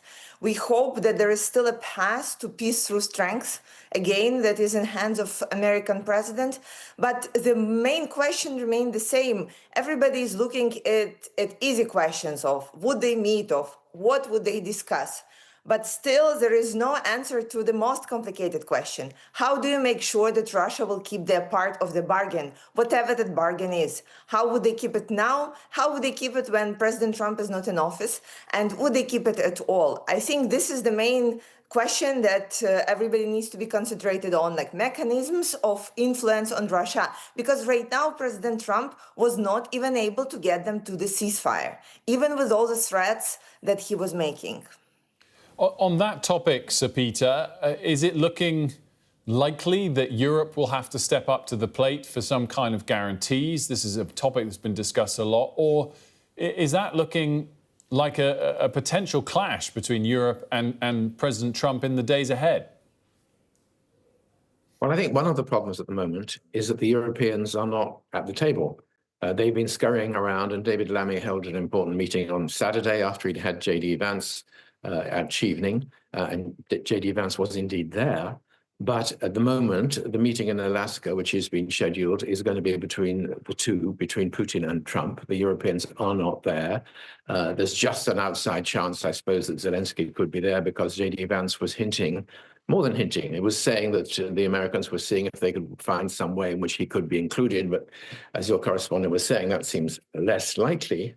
So the Europeans feel that the way in which the debate is going, that some sort of agreement made over the heads of the Ukrainians and behind the backs of the Europeans, who are, after all, the nearest ones to Ukraine, much closer than the Americans, is not going to be a very helpful deal. Will the Europeans step up with security guarantees, as you said? Well, we've had security guarantees for Ukraine in the past. We had them at Budapest in 1997, and they weren't worth very much. So they will need to be, set in steel if they're to mean anything. But more than that, I think the Europeans, as well as the Ukrainians, will want to see that whatever deal they're being asked to guarantee is a valid one and not a simply one-sided set of concessions to Vladimir Putin. Kira, obviously, Ukrainians, if there is to be a deal, want a fair deal, and that looks incredibly hard to reach, obviously. That said, is there growing sentiment in Ukraine to reach a peace deal of sorts or not? I didn't see it and didn't feel it within my constituencies and in public media here. Of course, everybody wants the war to end, but we did not capitulate in 2022. We do not intend to capitulate right now. We have seen what is happening to the territories that are occupied by Russia. We have our constitution, we have a big army, and we are fighting every single day and standing against Russia. So if the deal on the table is unfair and unsustainable or requires the concessions that Ukraine just cannot make, we will not make it. But again, I think it's very early to be saying what could be at the deal, because any validity of it will come from the ability to ensure it. We have heard in the media some statements about like swapping the territories. Again, if you're talking about swapping the territories, what is the guarantee that in 2 years Russia wouldn't take them back, right, by force? So you only can talk about anything that can be at this deal with the means to ensuring it. I had a sort of flip question, Sir Peter. You know, clearly the proof will be in the pudding, and the deal terms are going to be absolutely critical, and hopes perhaps aren't that high as it relates to that as we approach this. On the flip side, is it impressive that this meeting is happening at all? And does President Trump deserve some credit for that? To what extent did his sanctions on India, for example, play a role in us getting to this point? I think a lot of people who have watched this terrible conflict over the last couple of years will say to themselves, what has Putin done to deserve an invitation to the United States? And by the way, what is it that Donald Trump has got in his mind when he talks about land swaps, although, you know, who knows what that means? I think it is a feather in the cap, actually, for Putin to get this invitation to the United States, to the summit, the first time that he's been to America for, I think, nearly 10 years, in exchange for nothing. And I think Ukrainians, as well as a number of Europeans, will be looking at the calendar and saying, well, hang on, Friday was the day when Donald Trump got so fed up with being played along by Putin that he was going to impose real sanctions on Russia. There were no sanctions imposed on Russia. There was simply an invitation to come to Alaska. So I'm not sure that it's necessarily good news. It really depends on what is the substance going to be, what is the pitch that President Trump is going to be making to Putin, because ultimately, for President Putin, this is the best deal he gets, is a president of the United States who is, by and large, fairly well-intentioned towards him and prepared not to give him the benefit of the doubt, but, you know, more helpful, if you like, to the Russian cause. He's even talked about Ukraine having started the war back in 2022. This is a very good moment for him, but I'm very wary as to whether this is good news, the fact that the meeting is happening. Sometimes meetings of this sort are actually bad news because they are an alternative to a robust policy sticking to the principles that we've all agreed for the last 3 years. And Sir Peter, on that note, if the US and the West wanted to further cripple Russia's economy, could they do that with great ease? Or, I mean, you know, there's been sanctions already and clearly the economy at least survives. The economy survives because it does very well through the black economy, selling petrochemicals, oil and gas. And there are a number of very big buyers, China and India amongst others, who are legally purchasing Russian oil and gas. So the Russian economy hasn't done that badly. And the higher the price goes, if there are shortages, the better it does. What you could contemplate, I suppose, is some sort of an understanding whereby the $300 billion of frozen Russian reserves, if you like, that are in European banks at the moment, could be some or all of it given to Ukraine for part of a reconstruction. And would that be some sort of, you know, cash for territory? I wouldn't be surprised if Putin would say, well, we did cash for territory in 1867 when we sold you Alaska for $7.2 million. And that was good for you and good for us. Maybe we can do some sort of cash deal and I hang on to the parts of Ukraine that I have invaded. But Ukrainians are not going to want to be at all keen on that. But it may be that something around money which would give the frozen Russian reserves to the Ukrainians and perhaps continued sanctions on Russia to ensure good behavior could be, you know, an element of some sort of understanding. But at the moment, President Zelensky is saying, you know, I'm not trading Ukrainian territory for anything. So I think we're quite a long way from a position where we'll be breaking out the champagne after the meeting in Alaska. Kira, last word to you. What's your message to leaders in this country, Keir Starmer, David Lammy? Do you think they've got any chance at all at influencing President Trump ahead of Friday or not? We don't know what's in the mind of American president, and I think it's very hard to predict.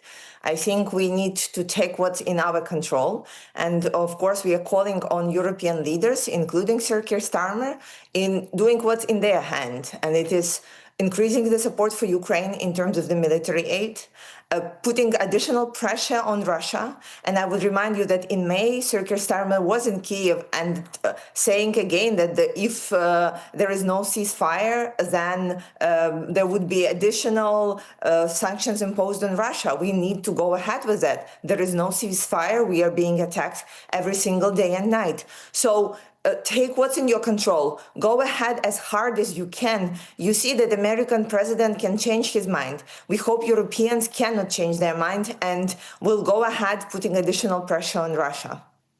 Kira Rudik and Peter Westmacott, thank you both so much for joining us. We'll take a break here on The Breakfast Show. When we come back, as we brace for more record-breaking temperatures, there's warnings that the government needs to better heat-proof the NHS after nearly 1,000 excess deaths last year.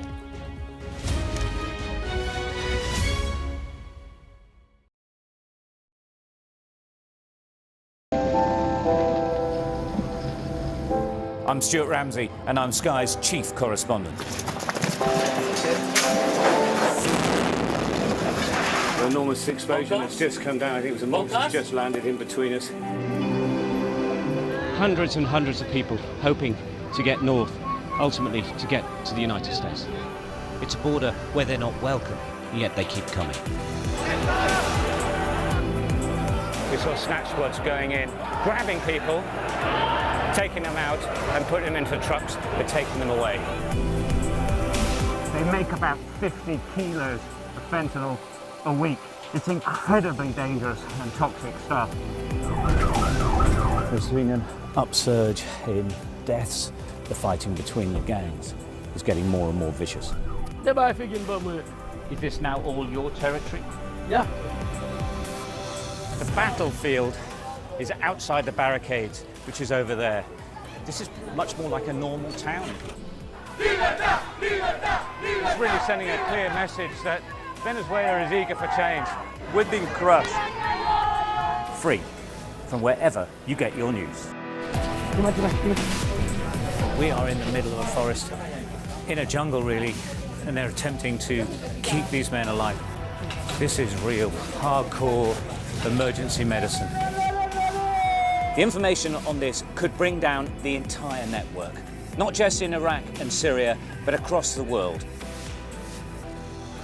Sky News, the full story first. Well, hundreds of thousands of people have been using the beast for years to traverse Mexico, but it is really dangerous. Many people have died riding it.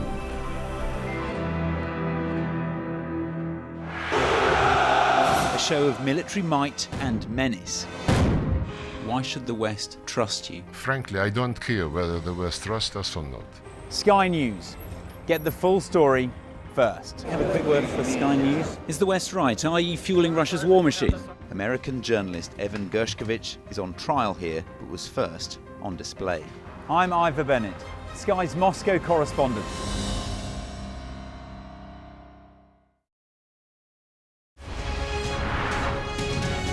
Our app gives you the very best of Sky News wherever you are. Breaking news, videos, analysis up at 6%. Podcasts, watching us live. Joins us live all in one place and all at just the touch of a screen. The Sky News app. Get the full story first.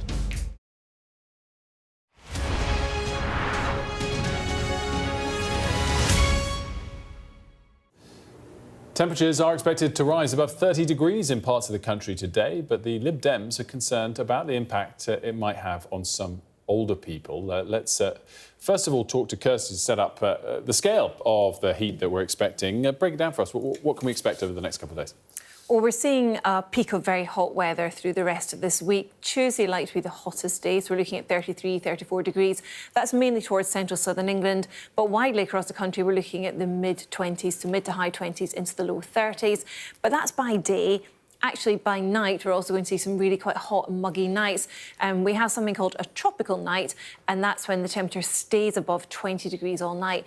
Might see a few places with that tonight, more so tomorrow night. Some places will have tropical night. And then that's really an issue when it gets quite muggy. The humidity really is quite noticeable, and that's when people have trouble sleeping. And that's actually when it puts most stress on the body. So we can just about cope with hot days, but hot nights are something really hard for us to take. Okay, great stuff. Thanks so much for that setup. Let's bring in now Helen Morgan. She's the Liberal Democrat health spokesperson and joins me now. Very good morning to you. Thanks so much for joining us. Helen, what's your take on this? You're concerned the extent of the hot weather might have on particular the older members of the population. Good morning. Yes, I think we're concerned that heat waves are becoming more and more frequent every single summer, and that older people are particularly vulnerable to suffer from those conditions. And some House of Commons Library research that we've done showed that nearly 1,000 people were impacted and died in care homes and in the NHS last year because of excessive heat. So what we're calling on the government to do is to say, we've got a capital programme for the NHS going forward. Let's make sure that's addressing this problem of increasingly severe heat waves, and make sure that we're heat-proofing those settings going forward so that we don't have this excessive heat impacting on people that are already poorly and in hospital. That data you quoted, is the excessive heat the sole reason for those excess deaths? Well, obviously, these are older people. They're much more vulnerable. They're in hospital in half of those instances already, or they're in care home settings. So I don't think we're suggesting that that's the only reason, but we are obviously clear that that's been a contributing factor, and that we shouldn't really be expecting people to suffer further due to the heat when they're already in a care home or in hospital. So now is a good moment, before this gets worse in the future, to start to heat-proof the NHS and make sure we can keep those people comfortable and safer than they are currently. How much would it cost to do this heat-proofing?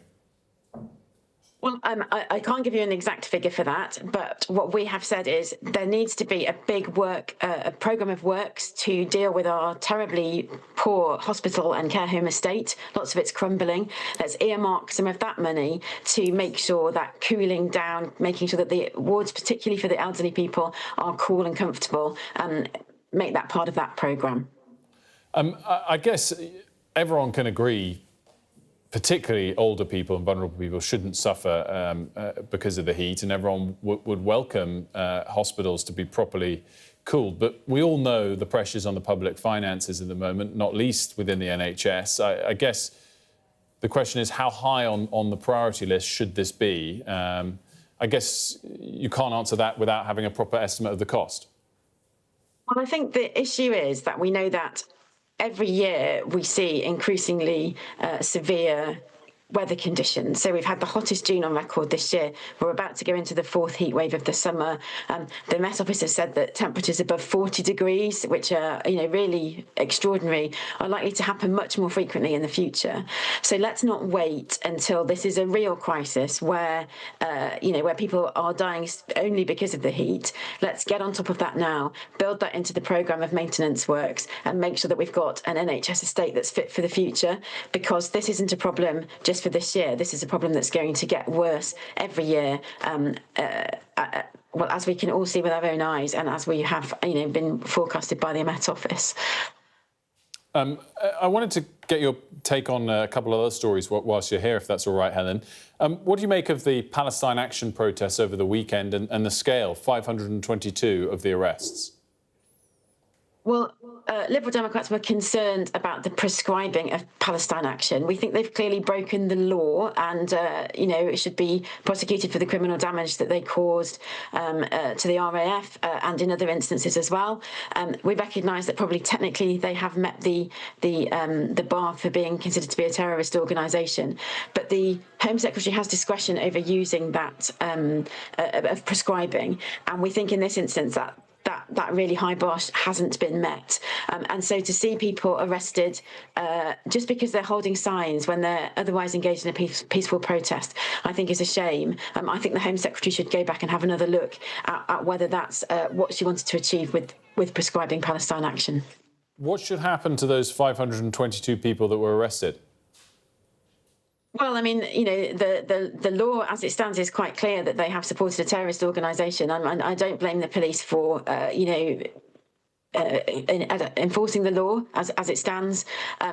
Personally, I'm not happy to see those people face, the very severe sentences that supporting a prescribed organisation carry, because ultimately this is peaceful protest.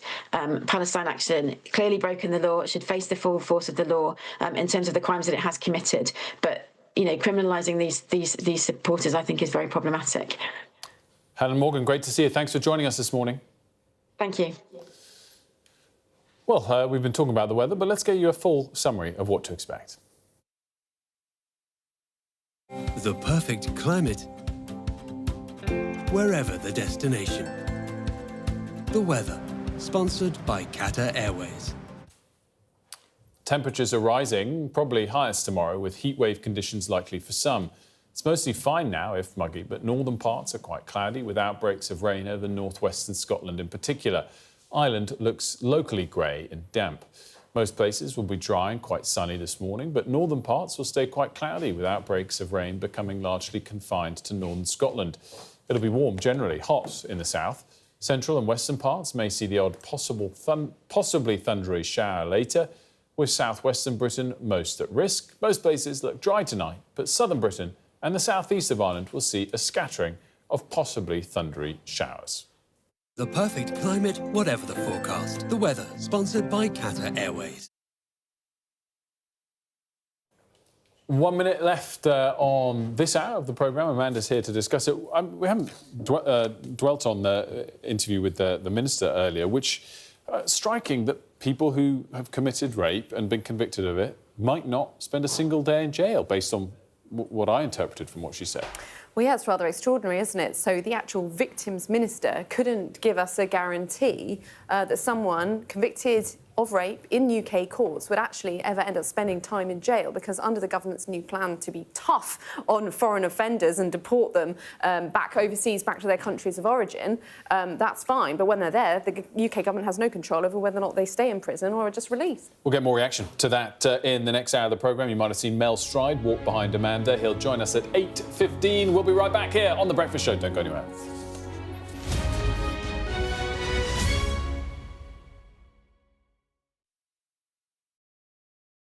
I'm David Blevins, and I'm Sky's Senior Ireland Correspondent.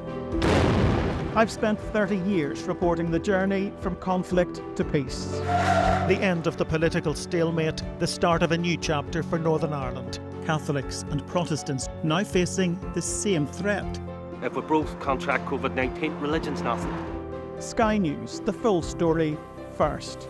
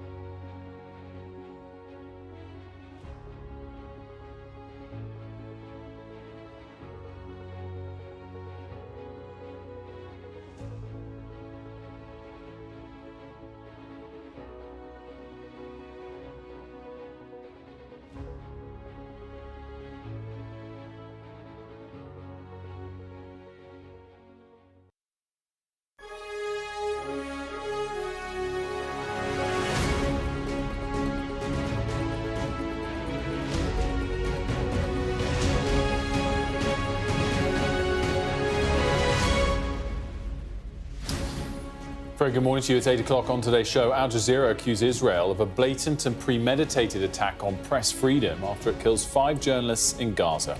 Plus, the Minister for Victims and Violence Against Women and Girls can't give us a guarantee that foreign criminals convicted of rape will go to jail. It's Monday, the 11th of August. Your headlines. 5 Al Jazeera journalists are killed by an Israeli strike in Gaza. Drivers over the age of 70 could be banned from the roads if they fail compulsory eye tests. We report on how Police Scotland foiled a terror attack on a mosque by a teenager inspired by Hitler. Get ready for another heatwave. More record-breaking temperatures could be on the way.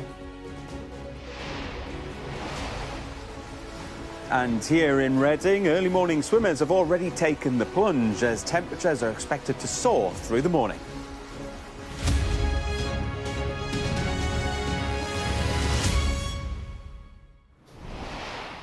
Good morning to you. Al Jazeera has accused Israel of blatant and premeditated attack on press freedom after 5 of its journalists were killed in Gaza.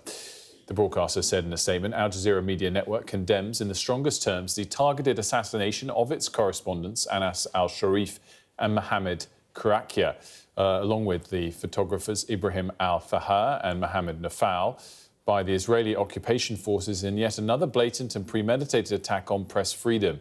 The team's driver was also killed in the attack. Let's go to our international correspondent, Diana Magnay, who's in Jerusalem for us. Diana, bring us up to speed. What are both sides saying about this? Well, the IDF claims that he was the head of a terrorist cell, and they'd previously released documents which they say provided unmitigated proof of his involvement.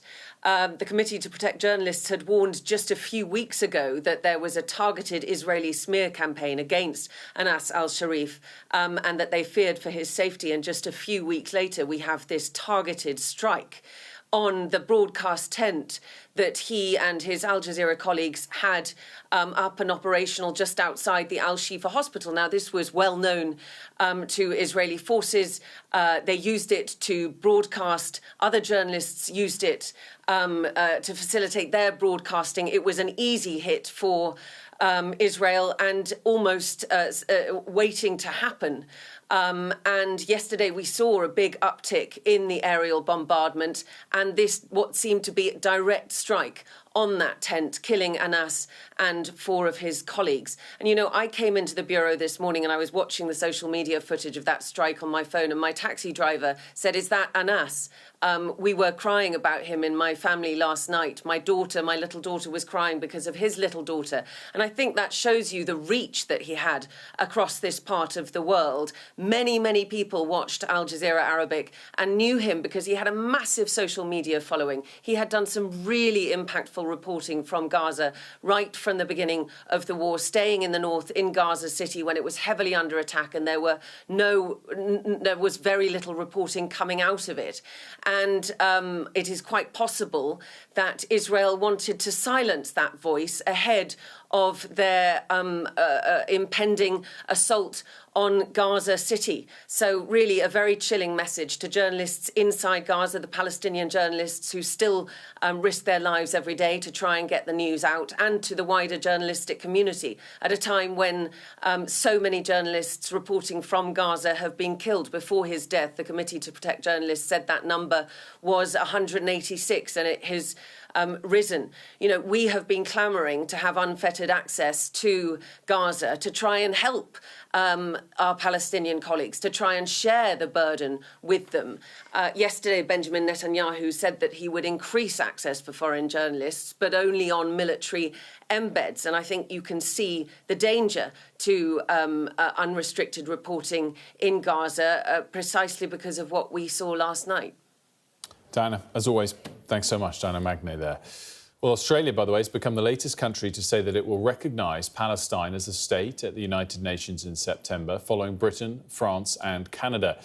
Anthony Albanese said a two-state solution is the best hope to break the cycle of violence in the Middle East. The move comes after huge protests of more than 100,000 people calling for a ceasefire in Gaza, which took place on Sydney Harbour Bridge. The situation in Gaza has gone beyond the world's worst fears. Far too many innocent lives have been lost. The Israeli government continues to defy international law and deny sufficient aid, food and water to desperate people, including children. This vital aid must be allowed to get to the people who need it most. Now, the Minister for Victims and Violence Against Women and Girls couldn't give us a guarantee that foreign criminals convicted of rape will go to jail. We'll speak to Amanda about this in just a moment. But here's what Alex Davis-Jones told us a little earlier. I want to reiterate that there are some exemptions from this. So those murderers, terrorists, those serving a life sentence in prison will remain in prison in England and Wales for national security and public protection. But not rapists? Well, it depends on the case-by-case basis. However, they will be returned to their country of origin, and it will be up to that country what they do with them, whether they put them in prison in that country or whether they choose for them to do as they wish. But what is important is that they are not staying here in our country. They are being deported immediately with no right to ever return. It's really interesting, Amanda, because I guess the way that answer was framed makes it sound like the most important thing to people is taxpayer funding and what the money's being spent on. And that might apply for illegal arrivals with petty crimes.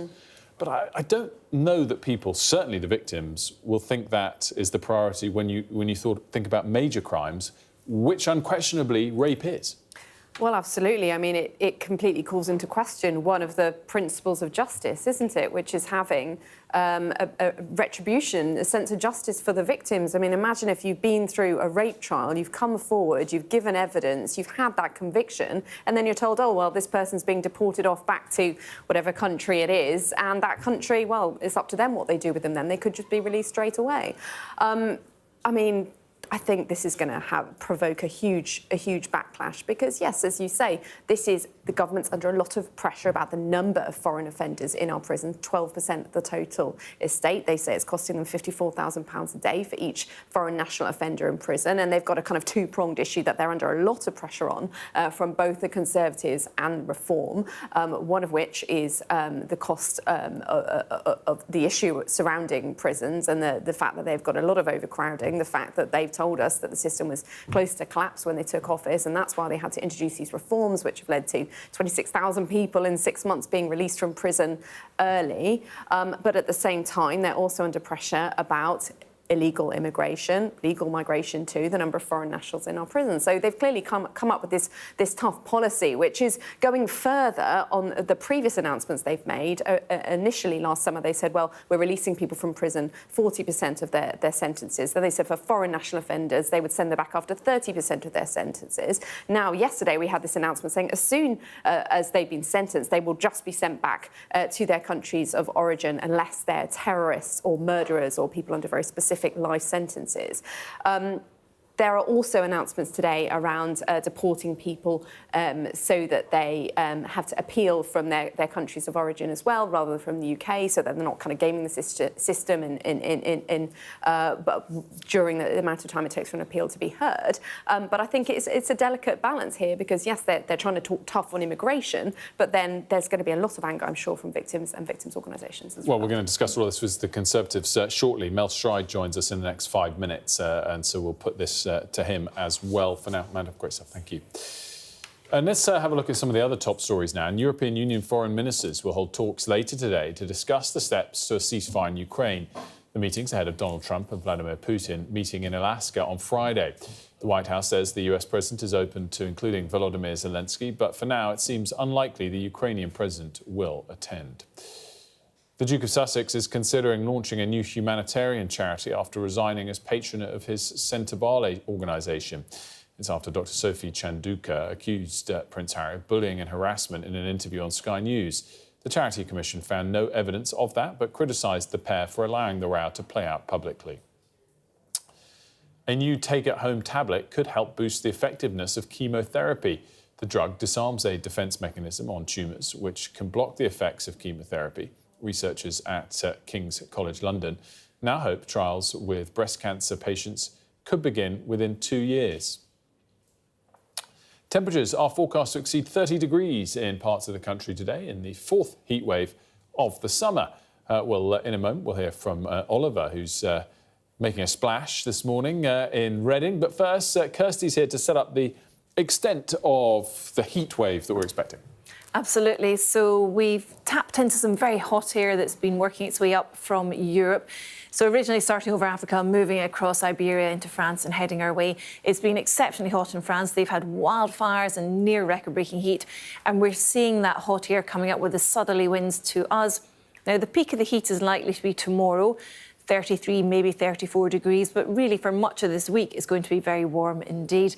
Lots of sunshine around. Maybe not too much today though. Parts of the north and the west a little bit cloudier with showers today, but they will also see temperatures into the mid to high 20s by the time we get to tomorrow and the rest of the week. And how long is this expected to hang around for? Well, the peak is tomorrow, but as I mentioned, we could still see 29, 30 right through to next weekend. So at least a week at the moment. But in terms of heat waves, we've got quite strict criteria as to what counts as a heat wave. So you need to have 3 days of temperatures above a heat wave threshold, 3 days in a row. And for much of the UK, that's between 25 and 28 degrees. So 28 in the London area, for example. So by the time we get to Wednesday, I think we'll officially have declared it's a heat wave for Sunday, Monday and Tuesday. Great stuff, Kirsty. Thanks so much for that. Well, Oliver, either way, it's warm enough for a dip. Oh, definitely where we are at the moment, and the temperature is only expected to keep on rising through the morning. So at the moment, while it might be just beneath 20 degrees here in Reading, we are expecting the mercury to hit at least 28 degrees later on, and then it'll be even warmer tomorrow. Across the south is where we're being told to expect the warmest temperatures, but every part of England, apart from the northwest and the northeast, is going to be covered by a yellow heat health alert issued by the Met Office. This is to give an advance warning to the likes of hospitals and to care homes that they need to take extra precautions, especially for the elderly and for the very young, who sometimes have difficulties regulating their temperatures. There is going to be an expected boost to lidos like this right across England, but also places like beaches, lakes and rivers as people try to escape this heat. But of course, for some people, this temperature is perfect and, of course, a welcome addition to the summer here in England. Oliver, has the hour between your hits been enough for you to have a dip yourself yet? All good things to those who wait, Wilfred. I'm professional to a T. I'm not going to get into that water until I've clocked off work for the day. But by the end of the shift, there is every chance that I will have gone for a dip myself. Well, what a very clever way to back out of having to do it on camera. Fair play to you, Oliver. Thank you very much and enjoy, and we'll see you again next hour. Kirsty, just to wrap things up in terms of this is all coming from the Europe in particular, from south to north as opposed to across the Atlantic? Absolutely. What's come across the Atlantic at the moment was quite a deep area of low pressure, and the position of that was enough to allow the high to build. And if you imagine the air going round a high pressure is clockwise, anti-clockwise around a low, we've kind of got a low and a high next to each other, and they drag up the southerly winds almost like two cogs working together. We get the nice hot air coming up from the south. Nice for some, not nice for all, of course, because we have got quite hot and humid nights in store as well. I didn't know that about clockwise and anti-clockwise. Say it again, I'm going to write this down. OK, so high pressure is clockwise. OK. And low pressure is anti-clockwise, but it's the other way around in the other hemisphere, which always messes with anyone who's learnt their weather in the northern hemisphere struggles in the south. I bet that's quite basic. What age are we taught that? It's very confusing to me, that. The age you are today. Oh, there we go. There we go. Well, that is very interesting. I bet people are going to mock me on that for not knowing that. No, not at all, not at all. There we go. Kirsty, thanks so much. Much appreciated. Now, smoke is still billowing from one of Edinburgh's most famous landmarks. A wildfire on Arthur's Seat ignited just after 4 yesterday afternoon, with reports that people ran to safety as it spread. The mountain overlooks the Scottish Parliament and Holyrood Palace. Sky News has spoken to the leader of a mosque in Greenock near Glasgow that was targeted by a teenager who wanted to murder people inside. The boy, who was inspired by Hitler, pretended to convert to Islam in order to gain access, as our Scotland correspondent Conor Gillis reports. This is a place of worship that came close to attack. A mosque where a massacre was just moments away. The seaside setting disguised the terror being planned. A 16-year-old who idolised Hitler had prepared a manifesto and plotted to set fire to this centre using an air rifle to trap people inside. So he was coming in here, worshipping among you. And what was his aim? What was he wanting to do? We don't know what was his aim, but when he came, he was a very good boy and only want to become Muslim. And when he came, I gave him Quran to more knowledge. But it was all fake. The conversion to Islam, just a ploy to gain access inside, to make sketches and videos of the areas where he wanted to create mass murder. He told me a very shocking statement. He told me that I want balanced life. Balanced life. What was your meaning in terms of balance? What is the meaning? He said, I think that I be more closer to my creator if I become Muslim. But really, he was a neo-Nazi who thought white people were at war with other races, radicalised, aged 13, from content he'd watched on social media. The boy made his move in January, picking a time when he thought the mosque would be full of worshippers. He walked down this street wearing his military rucksack full of weapons, dressed in black. What he didn't know is the police were already here. They'd been watching his every move. They arrested him and prevented the terror attack from unfolding inside there. Frightening bit was that somebody is so nice and so cunning, making us fool that he want to become, convert, and we were helping him every way and trusting him. But he also gives us a lesson in future to be very careful who comes in and what their intentions are, which we have more security cameras. Such act will never divide us. This is now a community united after danger visited their doorstep. Conor Gillis, Sky News in Greenock. Right, time now to speak to the opposition. I'm delighted that I'm joined now by the Shadow Chancellor, Mel Strider. Very good morning to you. Good morning, Will. Good to speak to you. I'll start with something that we discussed with the government this morning about deport now and appeal later, this policy that's being announced. And one of the consequences of that, based on the conversation we had with the government, is it's possible for rapists that they might never serve a day in prison if they're deported to a country that then releases them. What's your view on that, given the competing pressures of wanting a deterrent for illegal entry, but also to ease pressure on the prison service? Well, can I firstly say, I think the general direction of travel here is the right one. In fact, it builds on legislation that we took through in 2014.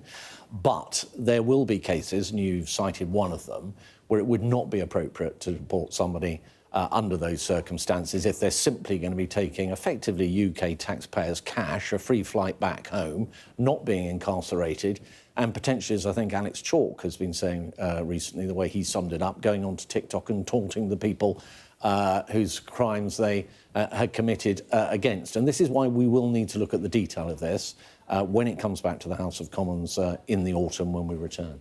In terms of policies of this ilk to try and tackle the small boats problem, are you largely in support of them?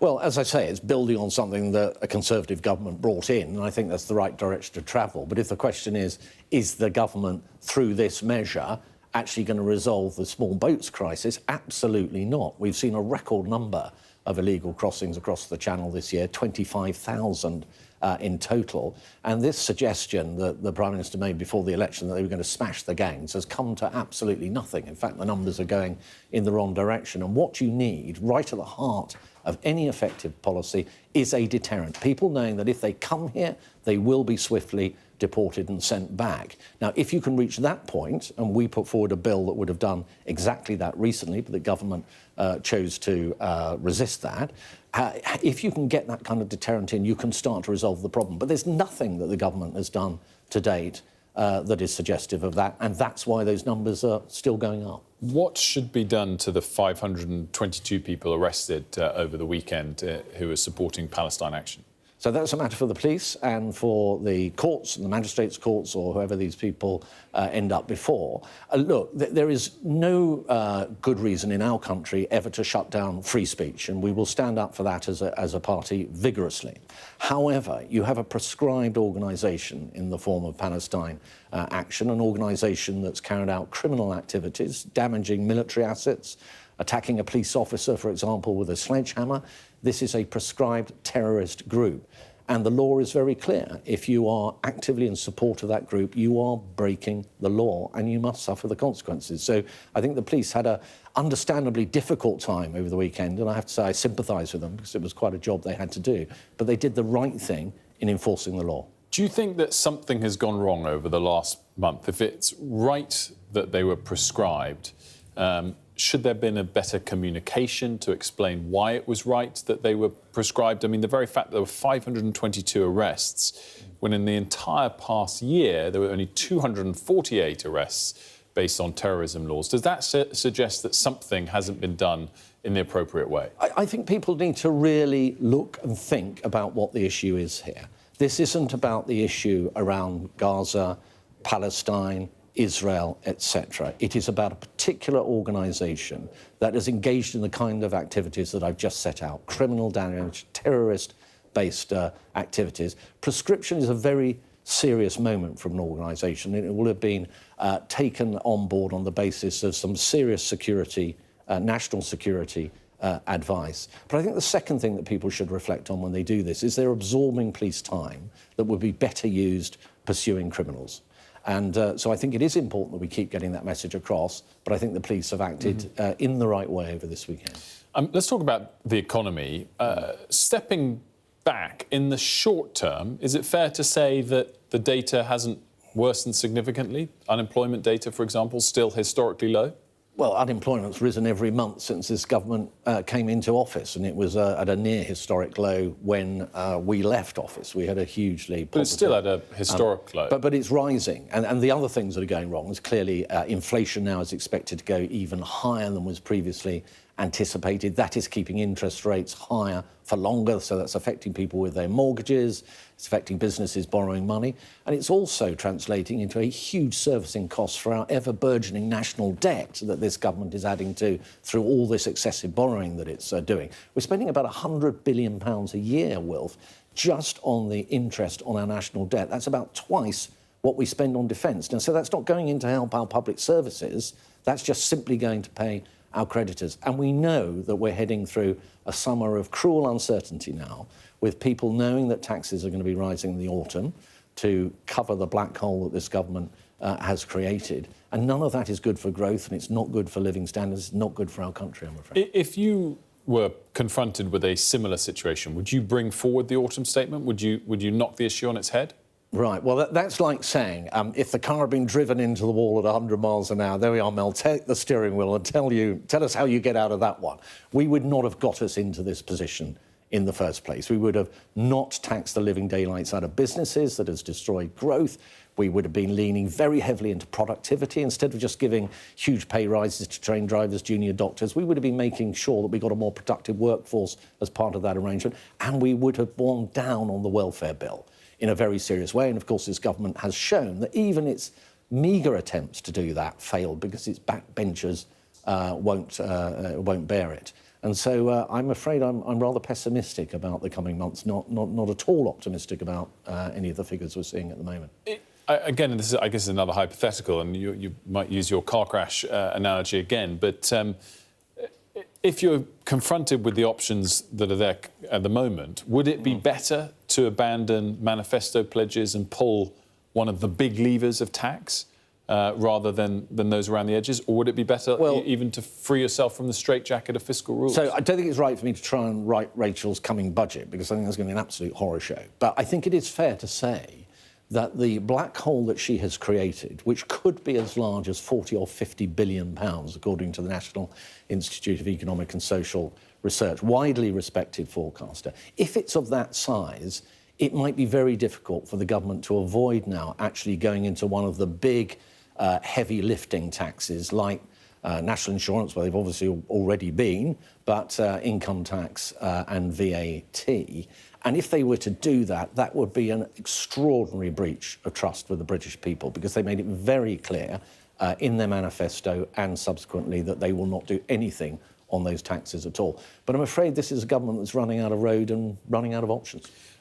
Finally, when will we get very clear policies? I've asked you this many times. Is it going to come alongside conference? Is it now weeks, months away? OK. Well, I think you are getting a number of very clear policies. We've just discussed illegal migration and the disapplication of the Human Rights Act, for example, when it comes to deporting people, is a very clear, firm policy that we have. On tax that we just discussed, we will unwind the Labour government's changes to agricultural property relief, so the farm tax.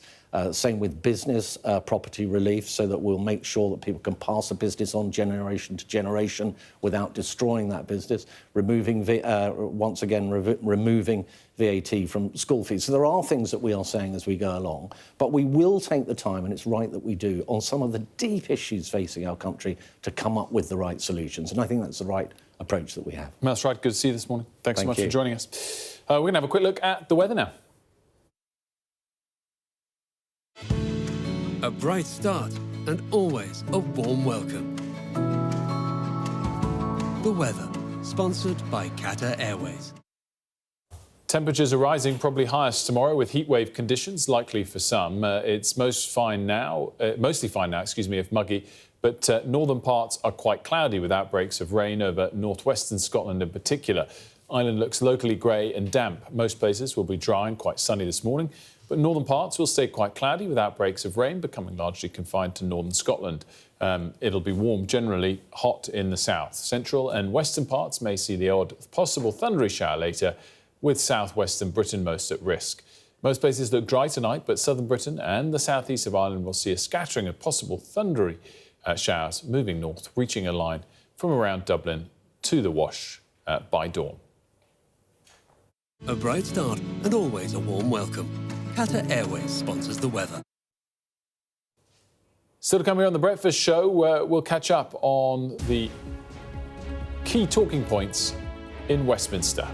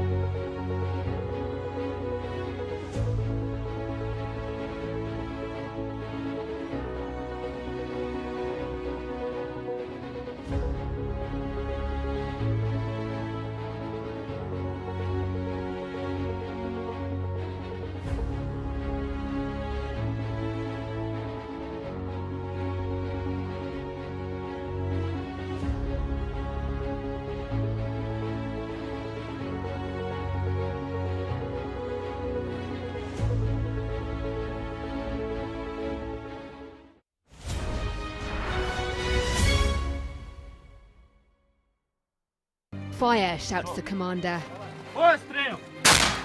There's a dash to safety. We've now got to wait inside the shelter to see if there is incoming. I'm Deborah Hames, Sky Security and Defence Editor. Should Russia's war with Ukraine escalate significantly, pilots like these could be called upon to go into combat for real.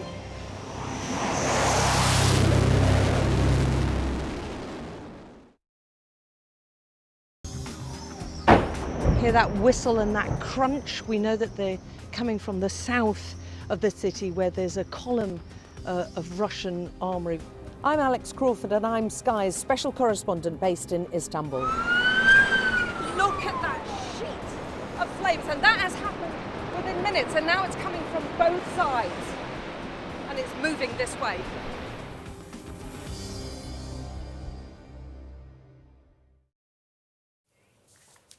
Welcome back to The Breakfast Show. Well, coming up, we'll speak to Anne McElvoy about the week ahead in politics. But first, a reminder of our top stories this hour. The Israeli military have killed 5 Al Jazeera journalists in an airstrike. The IDF claimed Anas al-Sharif was a Hamas terrorist, which he and the Committee to Protect Journalists denied. Al Jazeera described it as yet another blatant and premeditated attack on press freedom. The victims minister has told this programme that she can't guarantee foreign criminals convicted of rape will go to jail. Instead, they would be deported, and it would be up to their country of origin to decide if they served a prison sentence. Older drivers could face mandatory eye tests as part of an overhaul of safety laws in the UK. The government's also reportedly considering cutting the drink-drive limit in an effort to try and reduce the number of people killed on Britain's roads. The UK is about to experience its 4th heat wave of the summer. A yellow health alert comes into effect for most of England from midday and will last until Wednesday evening. Temperatures in some areas could rise above 30 degrees. Let's speak to Anne McElvoy, co-host of Politics at Anne and Sam's. Very good morning to you, Anne. So is Sam got his feet up this week? Well, I got a very intriguing picture from his holidays, riding on some poor beast of burden in Central Asia. That's probably enough full disclosure for now. Fair enough. I was on holiday last week, so I think it was rather an unfair swipe I just took, but nonetheless, I took it. Anne, great to have you, though. And let's talk about, you're in the middle of your summer series on the podcast. So this is deep dives you do once a week until we're back from recess. What's the topic this week? Well, this week we've looked at health, and we're particularly looking at the NHS 10-year plan that was announced by Wes Streeting, the health secretary. I must say, given what else was going on in the government at the time, it just fell after that time of the big problem there with the welfare and disability bill in Parliament. So it didn't get an awful lot of attention, but it's very important in terms of what lies ahead. What can Streeting do, really, with very limited resources? And is it really a plan at all, or kind of a plan to have a plan to change and reform the NHS? So we spoke with a veteran of these matters, a big policy veteran, Alistair McClellan, the editor of the Health Service Journal, on what that really means, and perhaps where the government is making claims that it's really overhauling health that may not stand up to, should we say, to minute scrutiny. We'll go into that a bit as well. That's really interesting. And any wild card policy suggestions that come out of this? Well, the big one is really technological change, Wilf, and how you get to it. Now, it was a bit of a reality check for me, because people who've listened to us on Sam and I know that Sam tends to be a bit more sceptical about AI use coming into the NHS and how it's working out in lots of cases. I'm a bit more on the optimistic side that we really need this to transform our health service. And it was interesting listening to Alistair, who was pointing out that what we tend to do is make these big promises about technology as the answer to everything, and then promise they're going to cut costs. And he's absolutely right. It was a bit of it sort of made me think more about my own position, that doesn't work out for quite a long time. You need to make these changes, but they don't save you money at the front line until they've really fed through to the system. The system stops, if you like, resisting or is able to implement. So that was, I don't know if that's a wild card, but it was certainly something that made me think about technology and the health service in a different way. And also wanted to get your take on the big meeting this Friday in Alaska between President Putin and President Trump. And obviously, the UK government and various European governments are now scrambling to try and have some level of influence in what might be agreed in Alaska. Have European leaders got any hope of having that influence or not?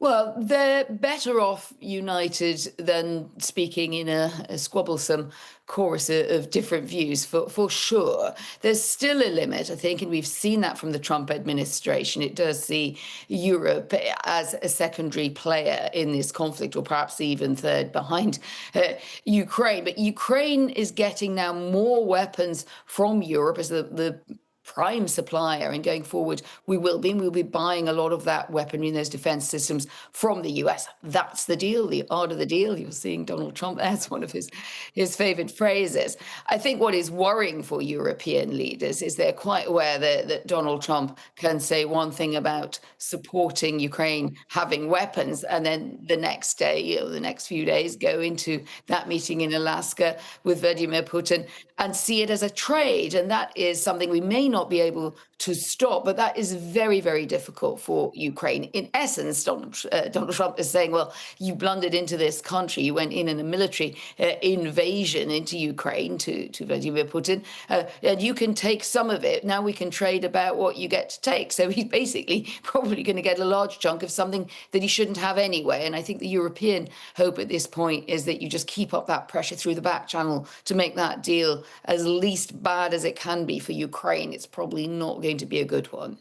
And finally, just wanted to get your take on the broad topic of deportations. It came up this morning with both the Conservatives and the government, of course, on a more minute part of it. But you've written an op-ed today on this very topic and how hard in practice it is to carry out.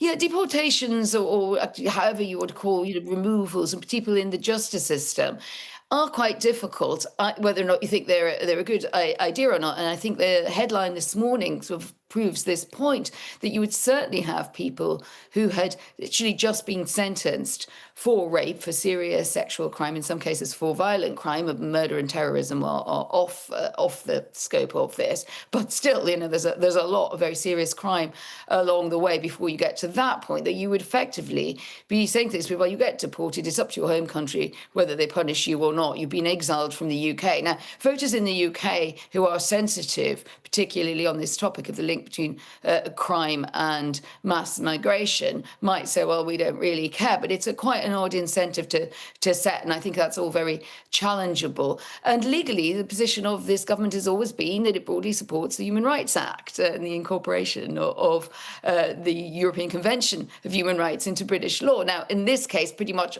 a lot of these decisions will be challengeable for one reason or another, and yet Labour has always said, no, that's a crazy Tory policy to start thinking about dismantling the ECHR. But I think it's moving closer in that direction when you look at the legal difficulties of actually getting a large number of people out of the country. And background, we're told they're aiming to between 2,000 and 3,000. Well, that's a lot of people who are going to be able to appeal. And unless the government says, we don't care, we're going to overrule or change the HRA, I don't see how it happens.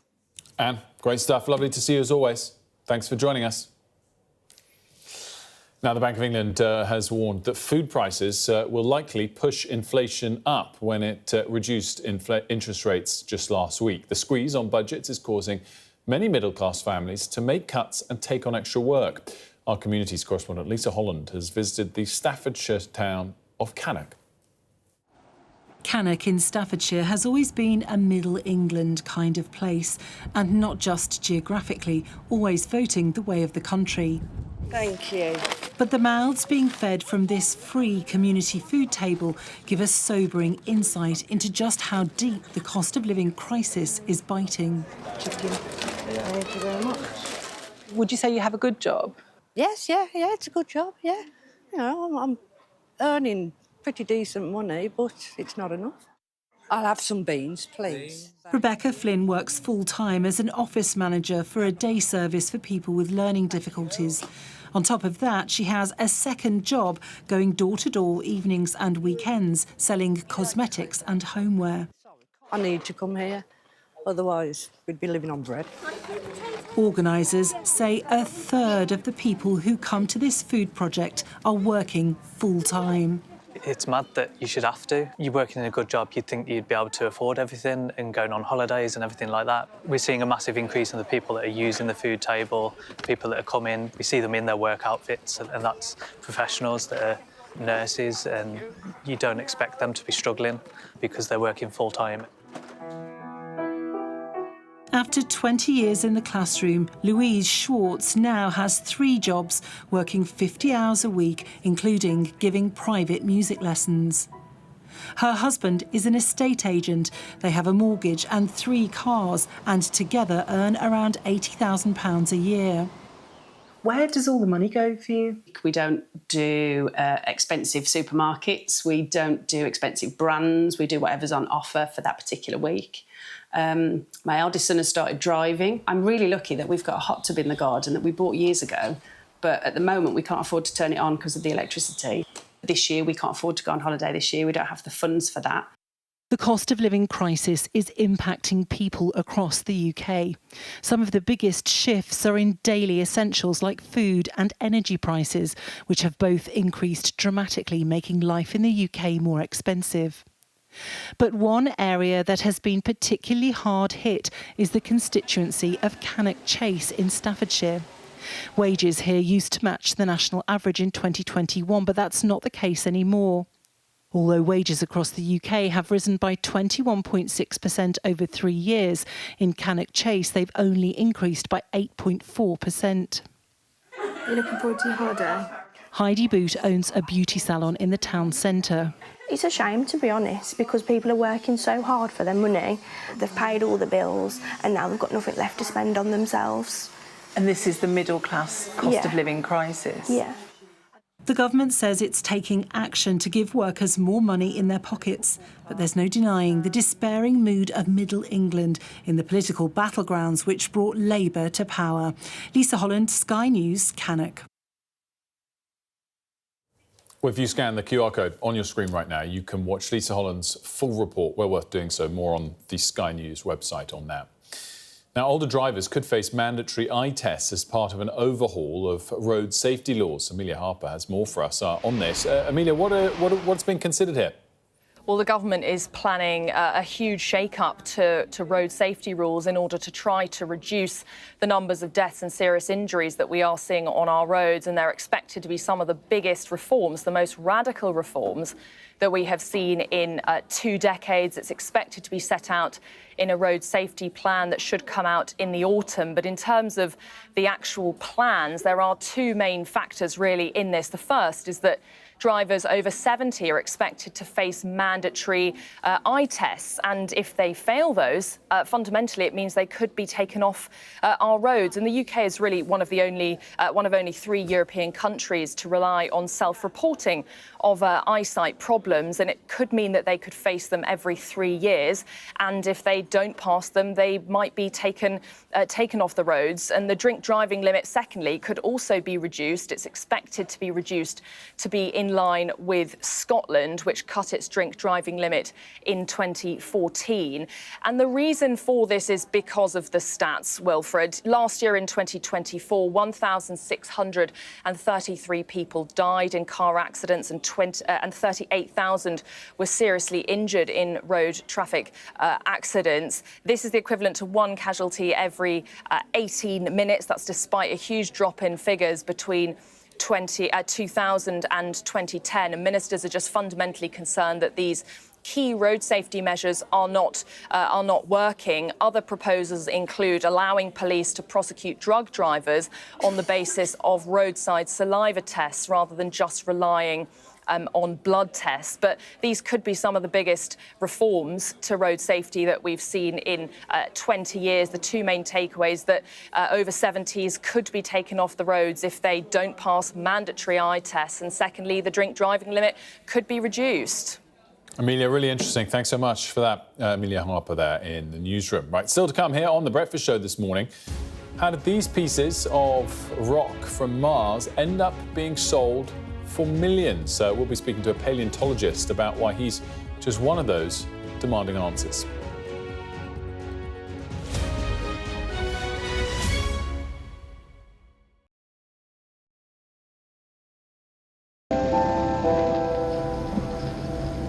I'm Stuart Ramsey, and I'm Sky's chief correspondent.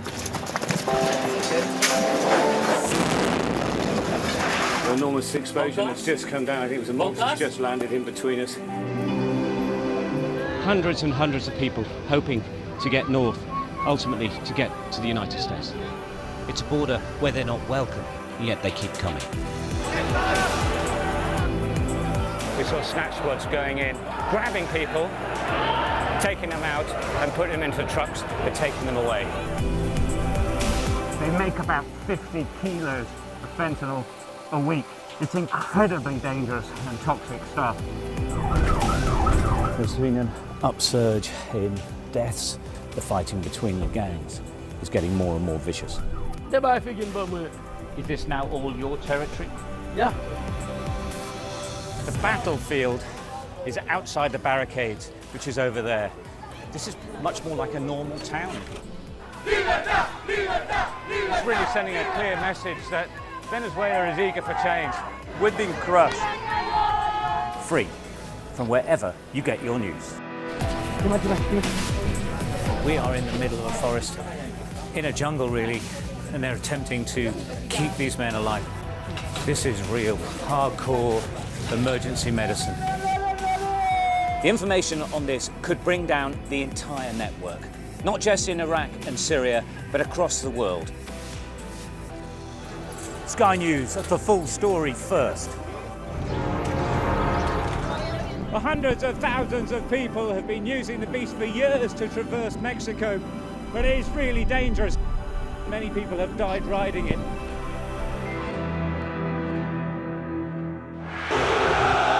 A show of military might and menace.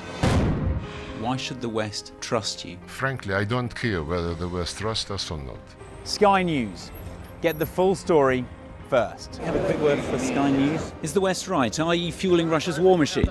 American journalist Evan Gershkovich is on trial here, but was first on display. I'm Ivor Bennett, Sky's Moscow correspondent.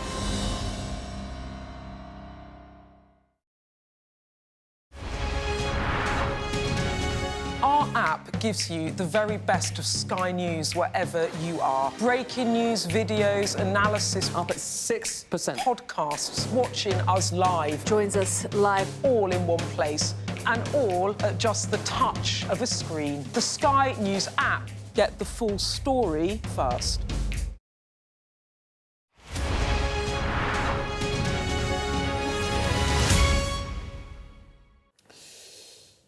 The White House says it's working on a meeting between Vladimir Putin and Volodymyr Zelensky to end the war in Ukraine. It comes after European allies warned Ukraine can't be left out of peace talks in Alaska this week, when the US and Russian presidents are due to meet. Here's our Moscow correspondent, Ivor Bennett. I think Russia will be very content indeed with the way things are progressing towards Friday's bilateral summit between Vladimir Putin and Donald Trump, because don't forget, this time last week, Donald Trump was threatening to impose sanctions on Russia. He was sounding increasingly frustrated and had set this deadline of Friday of agree to a ceasefire or face sanctions. But Friday came and went without a ceasefire and without sanctions. Instead, Vladimir Putin emerged with this invitation to a summit on American soil without seemingly doing anything at all, without offering any concessions. And that is a very big diplomatic win for Moscow. And not only that, it could prove a very big geopolitical win too, because he's got the chance to dictate peace on Russia's terms. Over the weekend, Donald Trump did say that he was open to including Volodymyr Zelensky in this summit, making it a trilateral meeting. But that seems unlikely at the moment. So you've got Ukraine and Europe lobbying hard to ensure their interests are represented, because they fear they're going to be sidelined without being at the table. They fear that Donald Trump's going to cut a deal with Vladimir Putin that'll be good for them, but not good for Ukraine. Moscow, on the other hand, is very keen to keep it this way, keep it at a meeting at a bilateral level. And so we've been hearing a lot over the weekend from various voices here accusing Europe of trying to disrupt and prevent European efforts US efforts to end the war. And I think that's a narrative we'll hear a lot of this week. Russia trying to cast itself as the one that wants peace the most. But as I say, it is peace on their terms. Ivor Bennett there for us. Well, Sky correspondent David Blevins has more on this story for us from Washington. The wheels are in motion. Ukraine's European allies left a security summit in Kent demanding Kyiv's involvement in peace talks. Together, they sent a clear message to the US president. There is no fast track to a ceasefire without Ukraine. The path to peace for Ukraine must be determined together, and only together with Ukraine. This is fundamental, and it is important that our joint approaches and shared vision work toward a genuine peace. Donald Trump and his Russian counterpart, who haven't met for 6 years, will come face to face in Alaska on Friday. President Zelensky could be added to the guest list, but the US Vice President says it's a question of timing. Vladimir Putin said that he would never sit down with Zelensky, the head of Ukraine, and the president has now got that to change. We're at a point now where we're now trying to figure out, frankly, scheduling and things like that around when these three leaders could sit down and discuss an end to this conflict. In a bid to end the war still raging in Ukraine, President Trump spoke about the potential for swapping territory. European leaders pushed back, insisting they remain committed to the principle that international borders must not be changed by force. The Europeans seem to have taken to enunciating grand moral principles without thinking about what is practically negotiable. So they've said, for example, we will never recognise changing borders by force. Russia took Crimea by force. They're never going to give it back, barring a huge defeat on the battlefield. So what do you do about that? Do you adjust to the reality or do you insist on the principle? The NATO chief says a ceasefire is just the starting point. Clearly, what will be on the table when real peace talks / the ceasefire discussion will take place is this issue of, on the one hand, security guarantees, on the other hand, how to deal with the factual situation that the Russians are holding at this moment Ukrainian territory.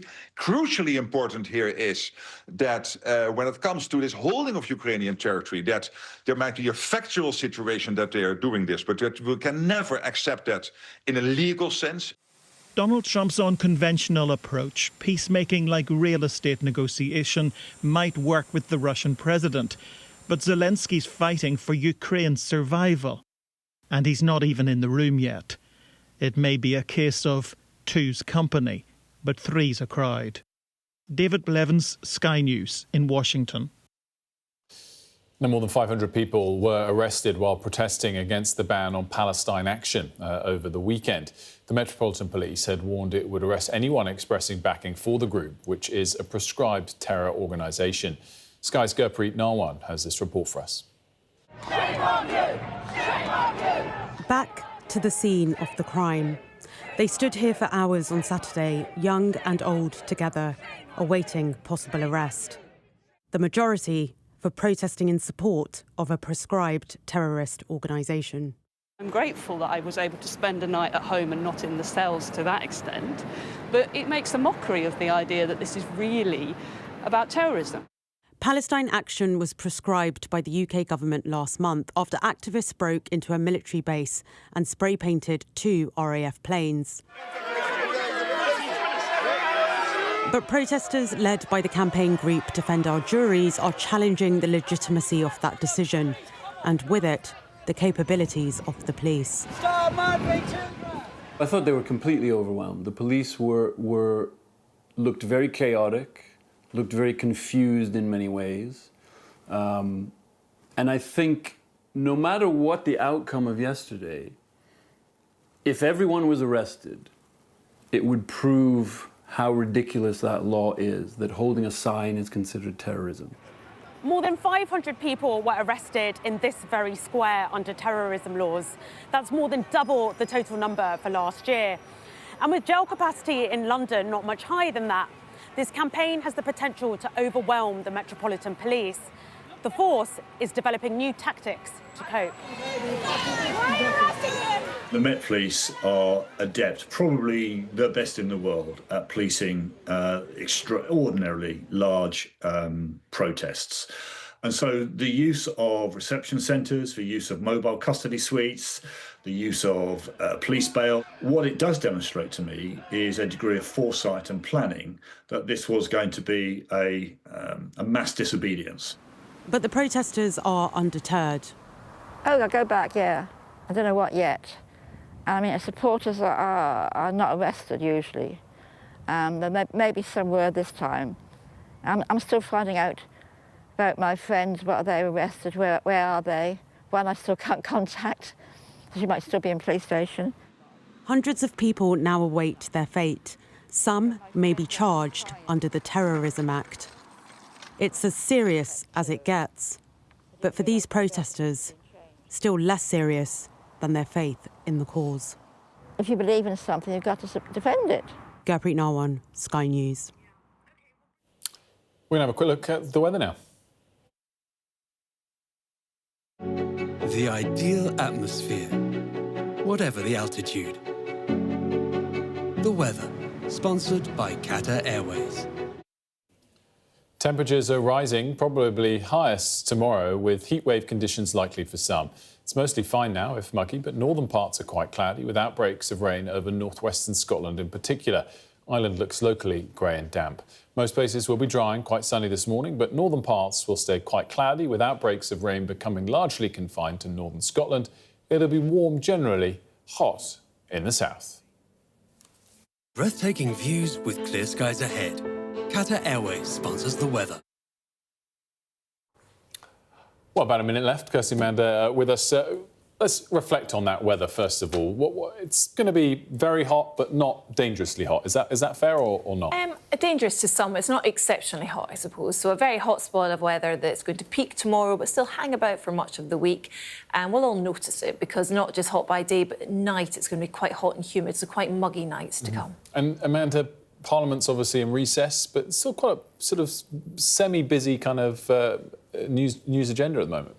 Well, absolutely. The government making a whole series of announcements, particularly on the issue of foreign offenders. Yesterday, announcing they're going to be deporting everyone convicted, apart from the most serious crimes, back to their home countries, which raises a whole series of questions. And today, saying that people who are going to be deported won't even be able to appeal from the UK. They'll be from 23 different countries. They'll have to appeal from abroad. So we're going to have more on both of those stories when we come back after this short break. We're also going to hear from Salah Negam, who's the director of news at Al Jazeera English, after 5 of their journalists were killed in Gaza. That and very much more coming after this short break. Don't go anywhere.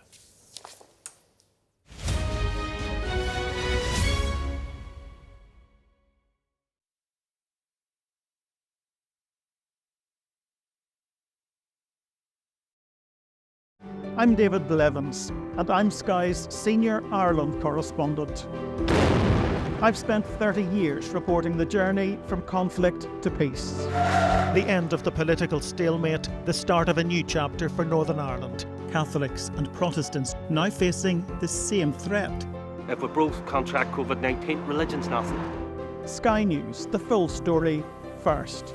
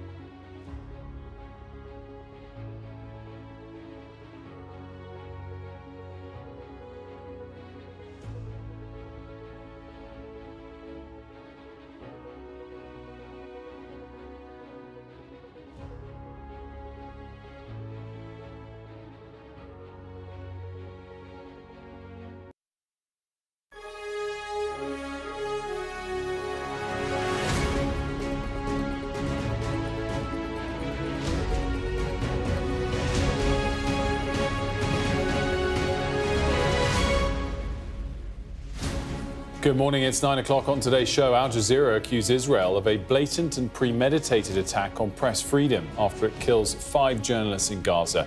We'll speak to Al Jazeera's head of news shortly. And Minister for Victims and Violence Against Women and Girls fails to give us a guarantee that foreign criminals convicted of rape will go to jail. It's Monday, the 11th of August. Your headlines: 5 Al Jazeera journalists are killed by an Israeli strike in Gaza. Drivers over the age of 70 could be banned from the roads if they fail compulsory eye tests. We report on how Police Scotland foiled a terror attack on a mosque by a teenager inspired by Hitler. Get ready for another heatwave. More record-breaking temperatures could be on the way. Good morning from Reading, where temperatures are already on the rise and swimmers are taking a dip to cool down.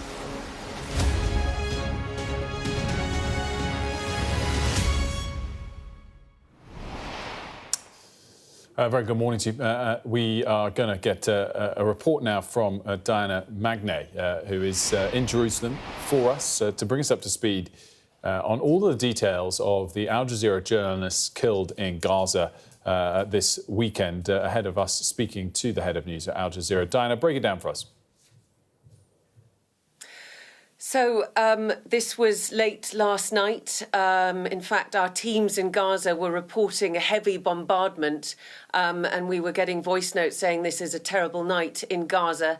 And then the news came in that Anas al-Sharif and 4 of his Al Jazeera colleagues had been killed. They were in a tent, a broadcast tent clearly marked with press, just outside the Al-Shifa hospital.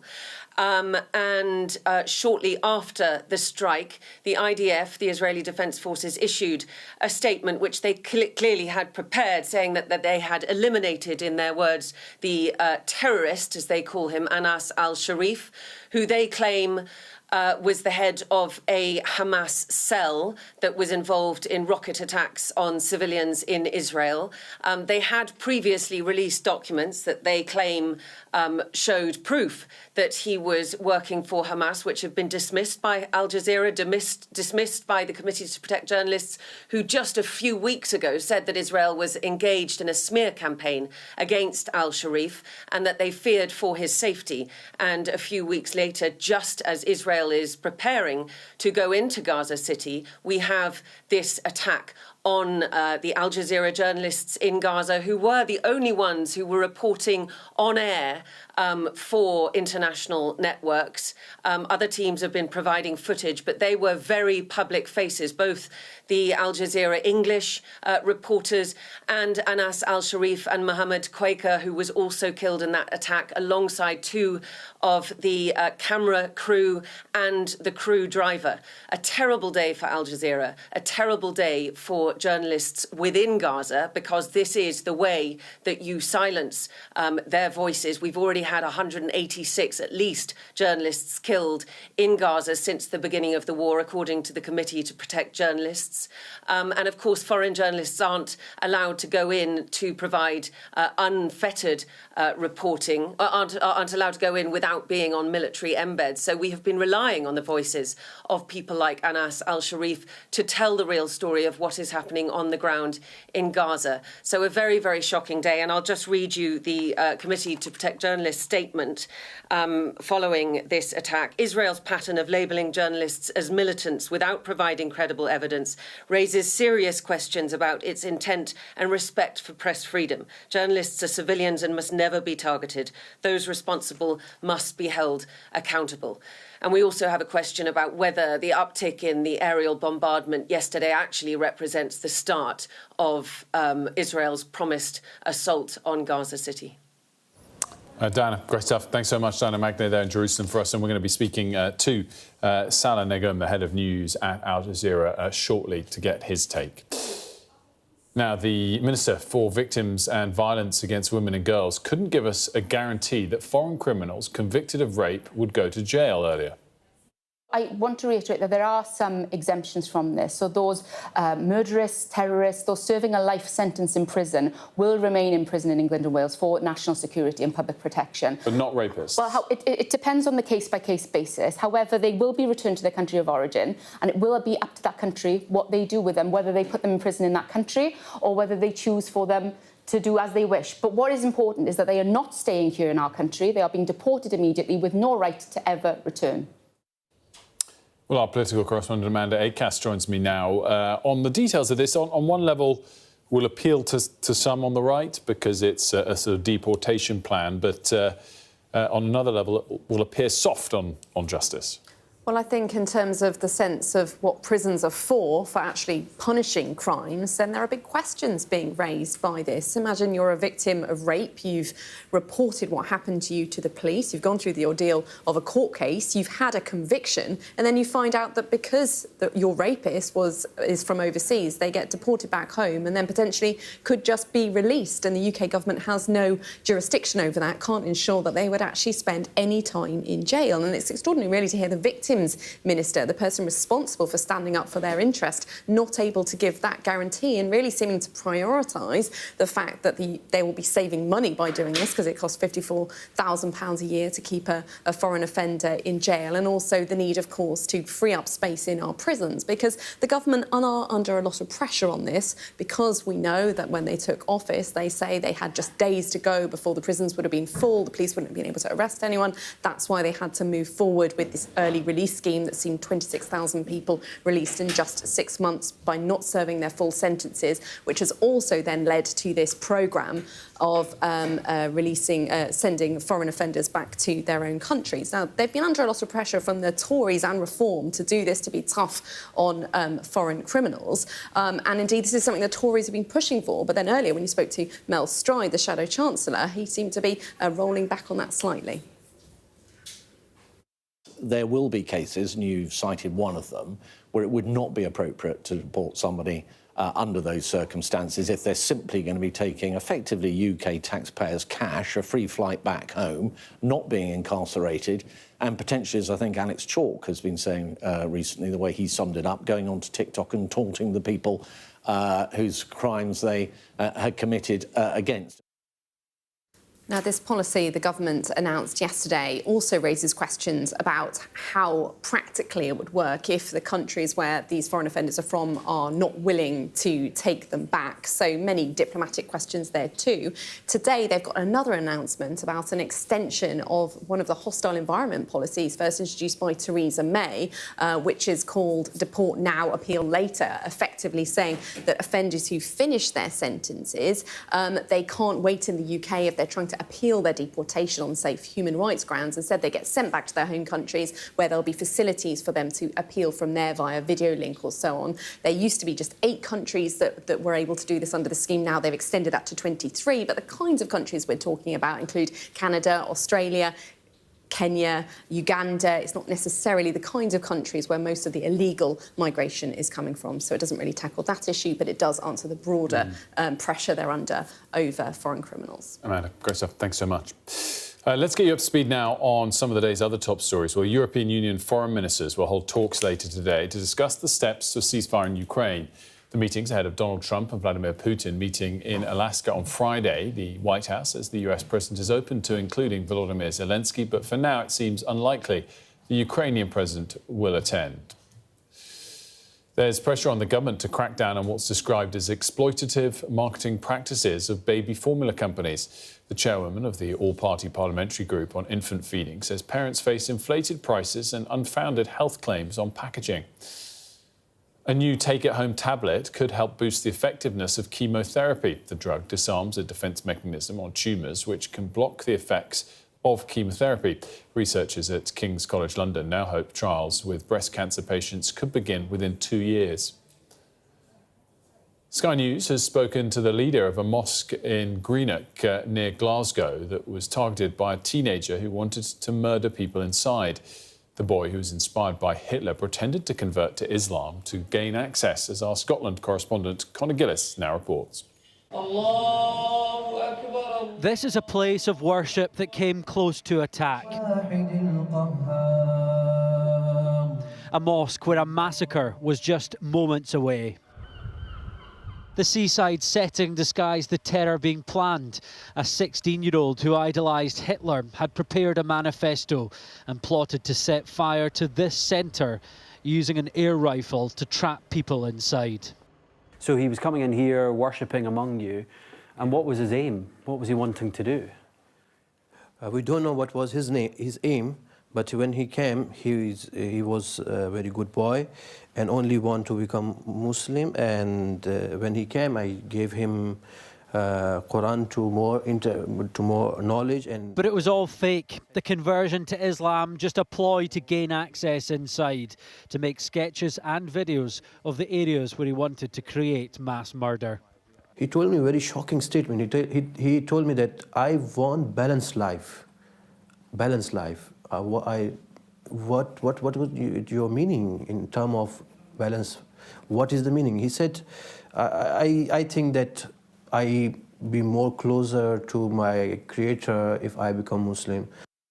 But really, he was a neo-Nazi who thought white people were at war with other races, radicalised, aged 13, from content he'd watched on social media. The boy made his move in January, picking a time when he thought the mosque would be full of worshippers. He walked down this street wearing his military rucksack full of weapons, dressed in black. What he didn't know is the police were already here. They'd been watching his every move. They arrested him and prevented the terror attack from unfolding inside there. Frightening bit was that somebody is so nice and so conning, making us fool that he want to become, convert, and we were helping him every way and trusting him. But he also gives us a lesson in future to be very careful who comes in and what their intentions are, which we have more security cameras. Such act will never divide us. This is now a community united after danger visited their doorstep. Conor Gillis, Sky News in Greenock. Temperatures forecast to exceed 30 degrees in parts of the country today in what will be the fourth heat wave of the summer. That's if that particular metric is realised. Oliver's at a Lido for us. We're going to talk to him in a moment. Kirsty's here in studio. What would it take for it to be officially a heat wave? We have to meet the heatwave threshold criteria, which is 3 consecutive days with temperatures exceeding or at the threshold temperature, which varies across the country, but roughly between 25 and 28 degrees, depending where you are. So Scotland, Northern Ireland, 25. London, the home county, is more like 28. So if we can get 3 days in a row at 25 up to 28 degrees, then that's a heat wave. And looks like we'll get that probably Sunday, Monday, Tuesday. So by Wednesday, we'll be chatting about it more. And lasts for how long? Where's this heat coming from, and will it stick around? It's coming up from Europe, from continental Europe, where it's been extremely hot. Anyone lucky enough to be on holiday, of course, not so lucky where you've got the really hot weather across Iberia and France. Near record-breaking there. Their record is 46. It's in the 40s. It's unbearable, that kind of heat. And it's moving northwards towards us. So we'll see temperatures peak at around 33 or 34, which is hot enough. I also like to think of human temperatures 37 degrees. So once you get near that, that's pushing it. I don't want my blood to be bubbling. So I think if we can get low 30s, we can just about cope with. But overnight, of course, if it's tropical nights, temperatures staying above 20 degrees, that's when it's really uncomfortable, sticky nights for sleeping. Really interesting on that take. It's great weather, though, for a dip, Oliver. It definitely is. It's really starting to feel a little bit warmer here now in Reading, and those temperatures are expected to rise as the day progresses. It's probably not going to be the same level of heat as what we've seen earlier on during the summer, but it's still warm enough for the health authorities to issue a yellow heat health alert. That is to give care home providers and hospitals the chance to prepare for warmer weather, especially for elderly people. If you think about the average hospital ward, they're pretty warm places to be at the best of times. When the thermometers start hitting 28, 30 degrees, they get even more unbearable and actually exceed the recommended values. Now, that yellow heat health alert will come in from 12 o'clock noon, and it will go all the way through to Wednesday evening. But for the vast majority of people, these temperatures won't be so hot that it's going to be a danger to life. Instead, it's going to be quite nice summer weather, with people heading expectedly to beaches, to pools and lidos like where we are here in Reading.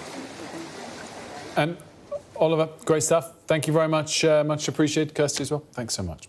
Let's just to also get you up to speed on a related story, which is that Members of the public are being advised to stay away from one of Edinburgh's most famous landmarks after a fire. The blaze on Arthur's Seat ignited just after 4 yesterday afternoon, with reports of people saying that they had to run for safety as the fire spread. The mountain overlooks the Scottish Parliament and Holyrood Palace, and firefighters are still at the scene. Let's go back to our top story. 5 Al Jazeera journalists have been killed in an Israeli airstrike. We talked about this throughout the morning, and we're now able to be joined by Salah Negm, who's the director of news at Al Jazeera English. Salah, thanks so much for joining us. Good to see you. First up, your reaction. Reaction is that that's another crime to be added to all the crimes that are committed by Israel in Gaza. Now they are going behind journalists in order to conceal a further crime that's being planned, which is leveling Gaza City and expelling or transferring 1 million of its inhabitants to the south in a concentration camp. Israel government talked about that and followed that by the murder of a complete team from Al Jazeera who were reporting objectively from Gaza throughout the past 2 years.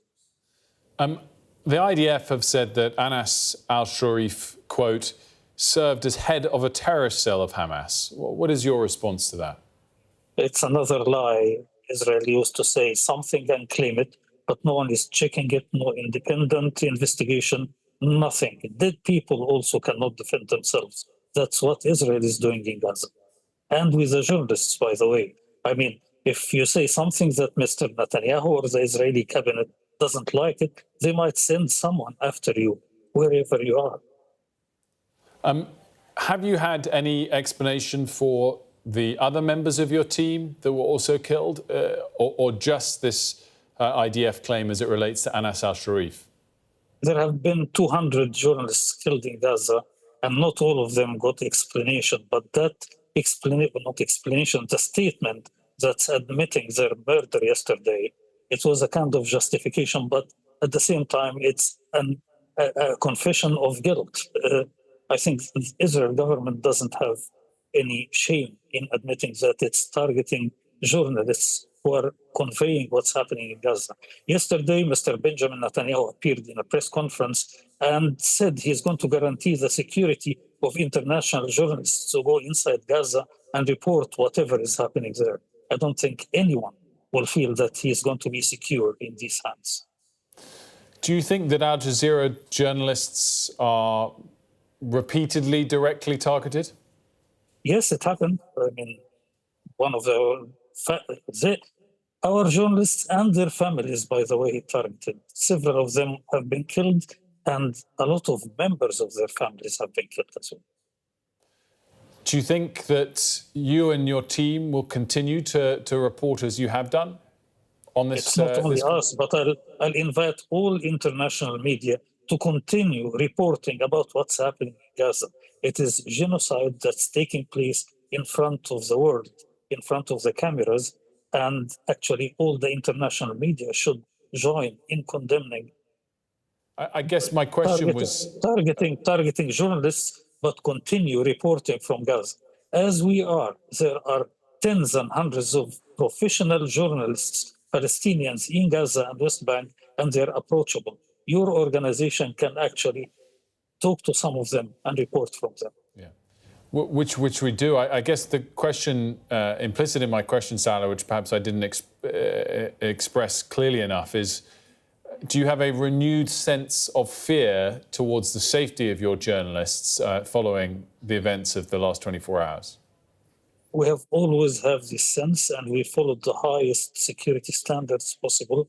But if a state and a complete army goes behind journalists because they are doing their jobs, there is not much that you can do more than protective gears and all the security procedures that we are taking. Of course, we are afraid, but we know the price that's being paid in order to put a free word and independent coverage to the rest of the world to see. As no doubt you're aware, an organisation like ours at Sky News has not been able to report from Gaza directly unless embedded with an IDF regiment and accompanied. How important is it for access for international organisations like Sky News? Look, you can hire Palestinian journalists in Gaza. You can vet their work. You can vet their background, as we did, okay? And they can report for you directly from Gaza. I understand that it's better, of course, if Israel, as Mr. Netanyahu promised yesterday, allow international journalists to enter Gaza and go freely to report from there, not being embedded with his army, and then you can convey the real picture there. I'd like to remind you that there were airdrops of some food that happened over Gaza, but Israeli army prevented anyone from filming from the air, even not from the ground. So that's the status there.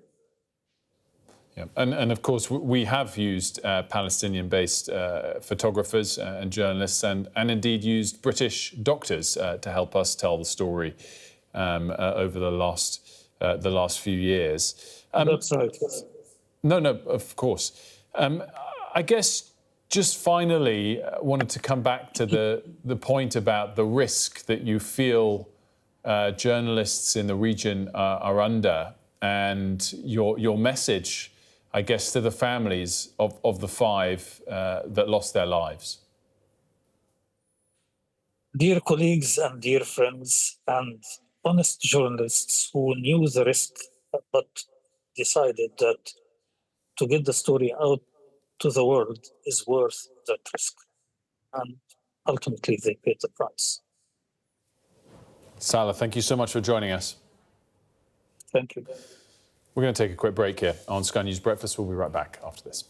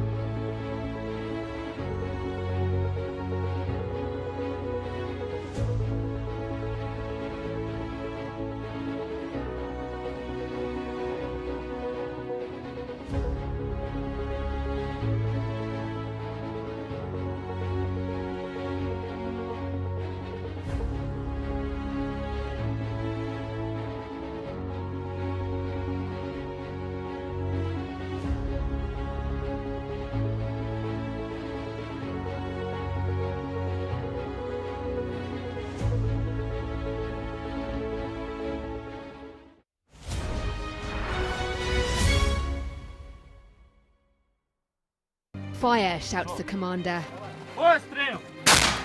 There's a dash to safety. We've now got to wait inside the shelter to see if there is incoming. I'm Deborah Hames, Sky Security and Defence Editor. Should Russia's war with Ukraine escalate significantly, pilots like these could be called upon to go into combat for real.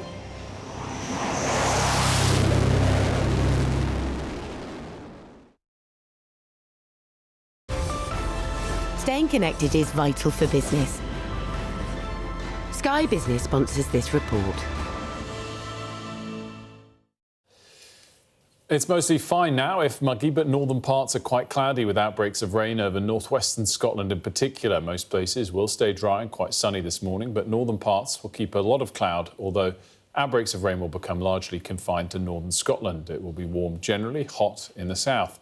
Central and western parts may see the odd possibly thundery shower later, with south-western Britain most at risk. Expect high levels of weed pollen in the hot, sunny south. Sky Business sponsors this report. Older drivers could face mandatory eye tests as part of an overhaul of road safety laws. Amelia Harper's here for us to set it up of what's being considered here, Amelia.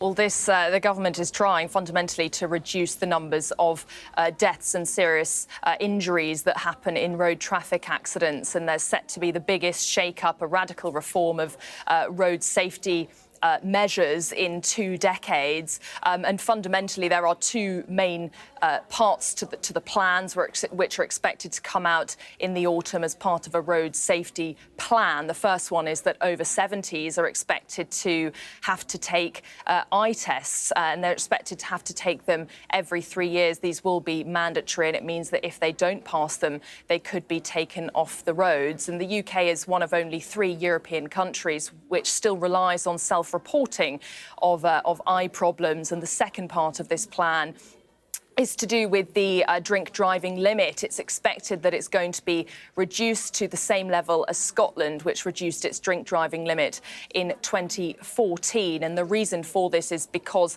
of the figures. In 2024, there were 1,600 plus deaths in road traffic accidents and 38,000 people seriously injured. Ministers are just fundamentally concerned that the road safety measures are not being listened to. Other reforms include allowing police to prosecute drug drivers using roadside saliva tests rather than just relying on blood tests. But these are expected to be a huge shake-up to road safety, Wilfred.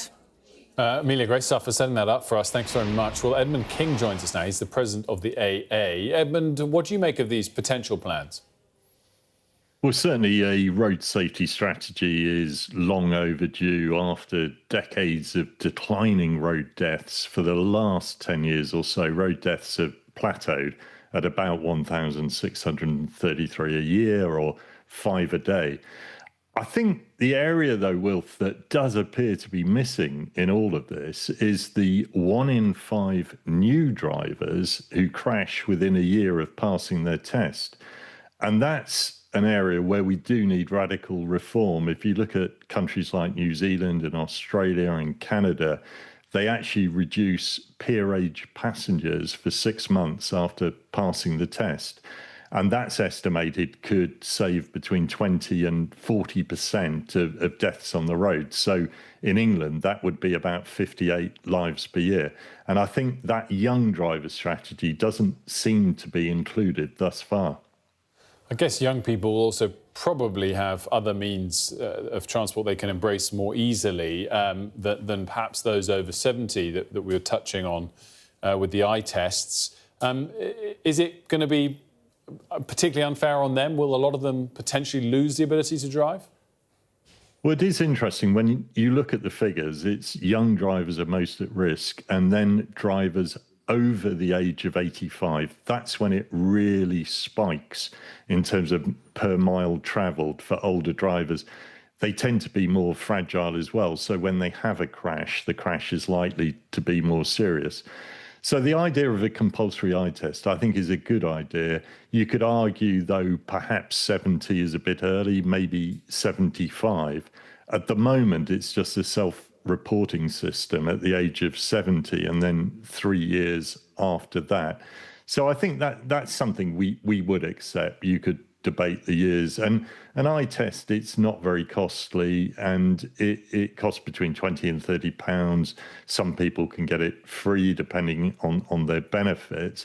And also eye tests actually not only good for road safety, but quite often they bring up other health issues. So it's certainly worth doing, not only for older drivers, but any drivers. I just want to come back to the overall data. You said that the number of deaths per year sort of plateaued for most of the last decade. Is that in light of similar growing, declining car use overall? Yeah, car use has generally been the same, with the exception of the COVID year or so when obviously travel dropped.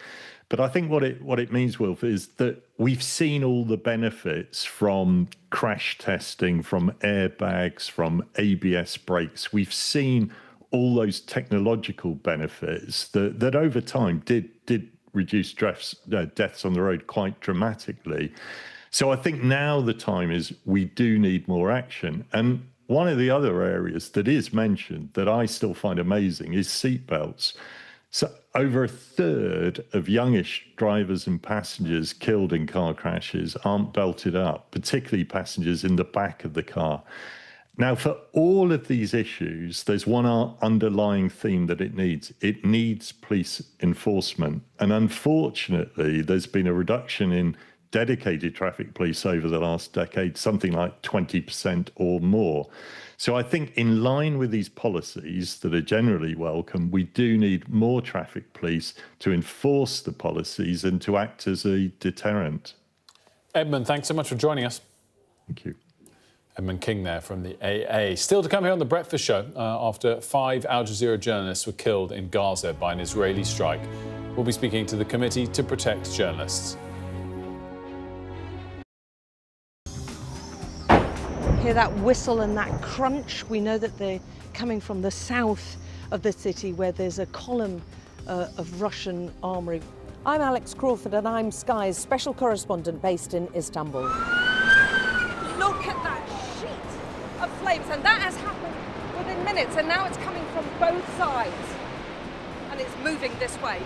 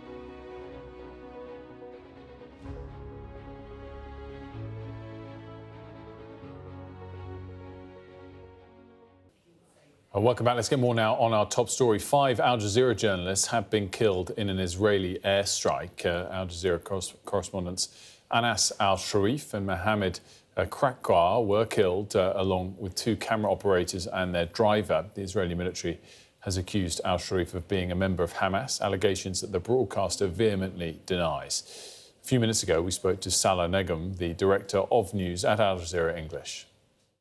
Reaction is that that's another crime to be added to all the crimes that are committed by Israel in Gaza. Now they are going behind journalists in order to conceal a further crime that's being planned, which is leveling Gaza City and expelling or transferring 1 million of its inhabitants to the south in a concentration camp. Israel government talked about that and followed that by the murder of a complete team from Al Jazeera who were reporting objectively from Gaza throughout the past 2 years. I'm joined now by Jodie Ginsberg, who's the Chief Executive of the Committee to Protect Journalists. Thanks so much for joining us. As I discussed earlier with Salah, the IDF said that Anas al-Sharif served as the head of a terrorist cell for Hamas. Have you seen any evidence to support that? We've yet to see any credible evidence from the Israeli military that Anas was a Hamas operative. They've been making this claim for many, many months, most recently in the last couple of weeks, following a report that Anas did on starvation in Gaza, in which he cried on air. And after that, we saw an uptick in the accusations by the Israeli military, and we, in fact, issued a statement saying that we feared for his life, and unfortunately, that's what has happened. So this is an accusation that you have tried to investigate extensively in recent weeks and months, not just overnight? We've asked for evidence repeatedly from Israel anytime they accuse a journalist of being a terrorist, and this is not the first time. It's not the first time in this war, and it's not the first time in Israel's history. They have a pattern of this, of smearing a journalist as a terrorist, most often after a journalist has been killed, and then not providing any evidence. And of course, that's a mechanism to discredit that journalist, to say they weren't really a journalist, therefore you shouldn't believe anything that they say. But what's really important to remember in this case as well is it's not just Anas that was targeted. That attack took out an entire news crew. It took out Al Jazeera's entire Gaza City news crew. 5 journalists were killed, and we believe a number of other journalists were killed. It was a direct hit on a journalist tent. Journalists are civilians, and to kill them in war is a war crime. We do have pictures of the strike, and we're going to show those whilst we're talking. I guess the other thing that you'll have much better context on than I do on this is that in their statement, essentially the IDF was acknowledging that they did indeed take out this news crew. Is that very rare, or do we usually get that level of explicit detail on these things? We've seen that in the few cases where the Israeli military has said indeed that they thought these people were terrorists. But again, in none of those cases have we seen any credible evidence yet. It's unusual that they should say directly that they were targeting Anas, but not issue any other claims against the other journalists. I've yet to see whether they're alleging that the entire Al Jazeera Gaza City news crew were Hamas operatives. We haven't had any information on how they consider the other people who were killed alongside Anas. Do you fear for the safety of other journalists operating in Gaza at the moment? I absolutely fear for the safety of other journalists. This is the deadliest conflict for journalists that CPJ has ever documented. We've been doing this work for more than 30 years. An unprecedented number of journalists have been killed since the start of the war. And individuals like Anas, who was one of the faces of the media in Gaza, had been reporting day in, day out on the deprivations, the challenges facing individuals inside Gaza. And as the offensive increases, we think it's only likely that we see more journalists killed as they report on what's happening inside Gaza. And of course, the important things to remember, it is only Gazan journalists who are able to report. No international journalist has been allowed independent access to Gaza by Israel since the start of the war. What do you make of that? And do you expect it to change? Well, we heard Benjamin Netanyahu yesterday say that he would allow foreign journalists into the territory. I would be amazed if that happened. And you will know, obviously, from your colleagues that even as recently as last week, Israel was saying that journalists who were on aid flights where there were aid drops weren't even allowed to film the territory. So it's very difficult to see why suddenly after nearly 3 years they would allow international journalists in, but it remains to be seen. Jodie, thanks for joining us. Now, the Bank of England has warned that food prices will push up inflation. When it cut interest rates last week, it gave that warning.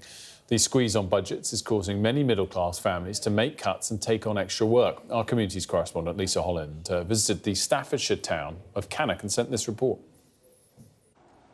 Cannock in Staffordshire has always been a Middle England kind of place, and not just geographically, always voting the way of the country.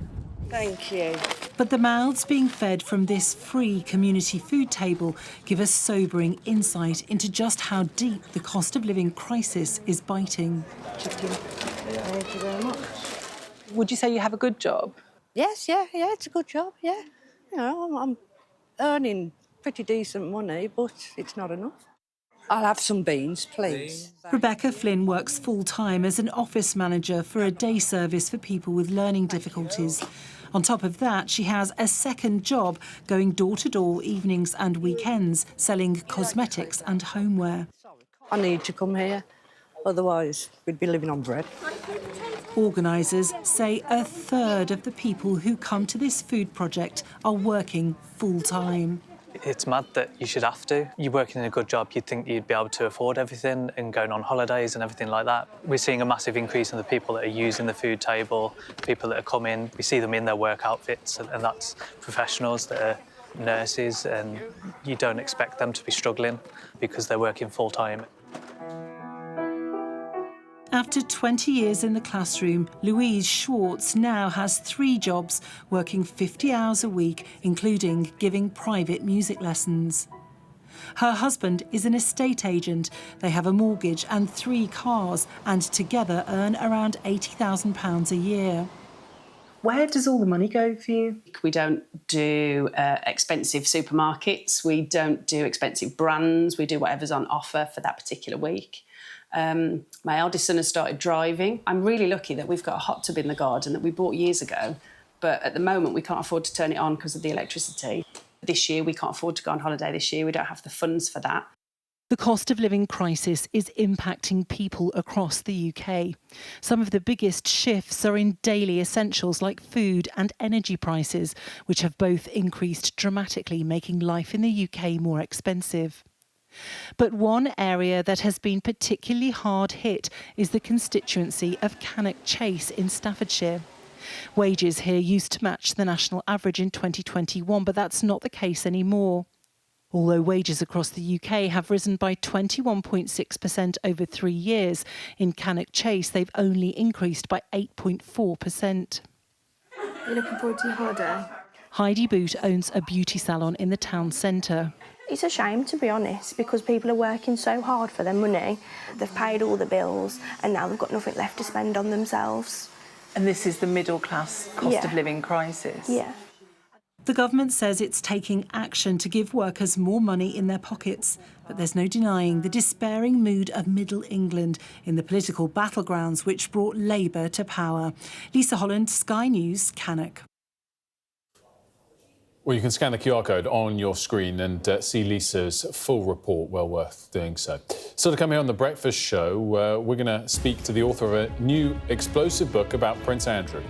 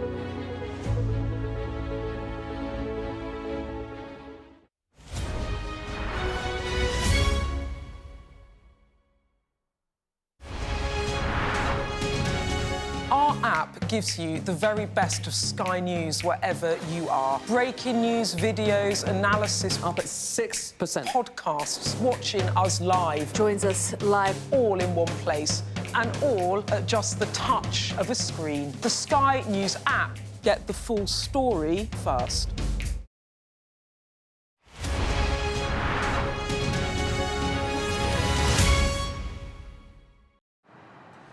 I just took a shower above the clouds. You know why? Because this is the Emirates A380.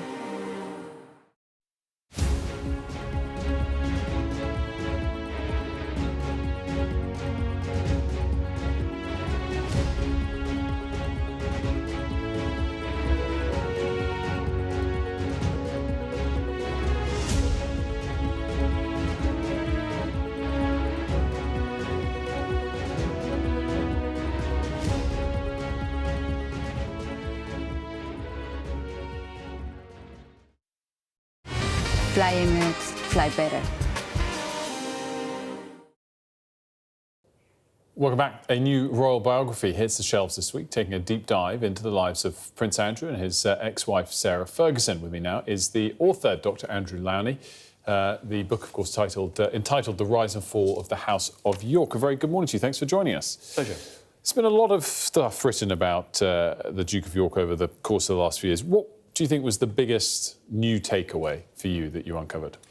Well, I think it was the brazenness in which he operated and the way he was protected. That, I mean, reports, for example, were made to the palace, both by senior Foreign Office officials and others, and even intelligence officers, and nothing was done. The whole thing was just closed down. And we know how, for example, Buckingham Palace tried to shut down, in fact, very successfully, the ABC investigation with Amy Robach, threatening ABC that they would have no recourse to interviews with members of the royal family if they went ahead with their investigation. And ABC backed down. So this, there's been pressure from the palace to shut this story down for a long time. This is when you say there was reports of things to the palace, about what? Well, complaints about him as special trade representative, which he was appointed to in 2001, against, I have to say, the opposition of the king at the time, King Charles. But, complaints that he was actually counterproductive, he was annoying people. There was a case in Oman where he created a diplomatic incident because he was trying to sell his house. But he was allowed to keep going until 2011. Chris Bryant, who's now a government minister, raised some of these issues with Number 10. And they just looked rather embarrassed. So nothing ever happened. And I think he just realised that he could operate as he wished. In terms of what he did or didn't achieve as a trade representative, were there benefits as well, or not? Yes, I mean, I think in some countries, like the Middle East, he was effective because, I mean, they clearly respect members of the royal families above politicians. But most of the time, it was a waste of time. I mean, they were going through the motions. The diplomats didn't know why he was there.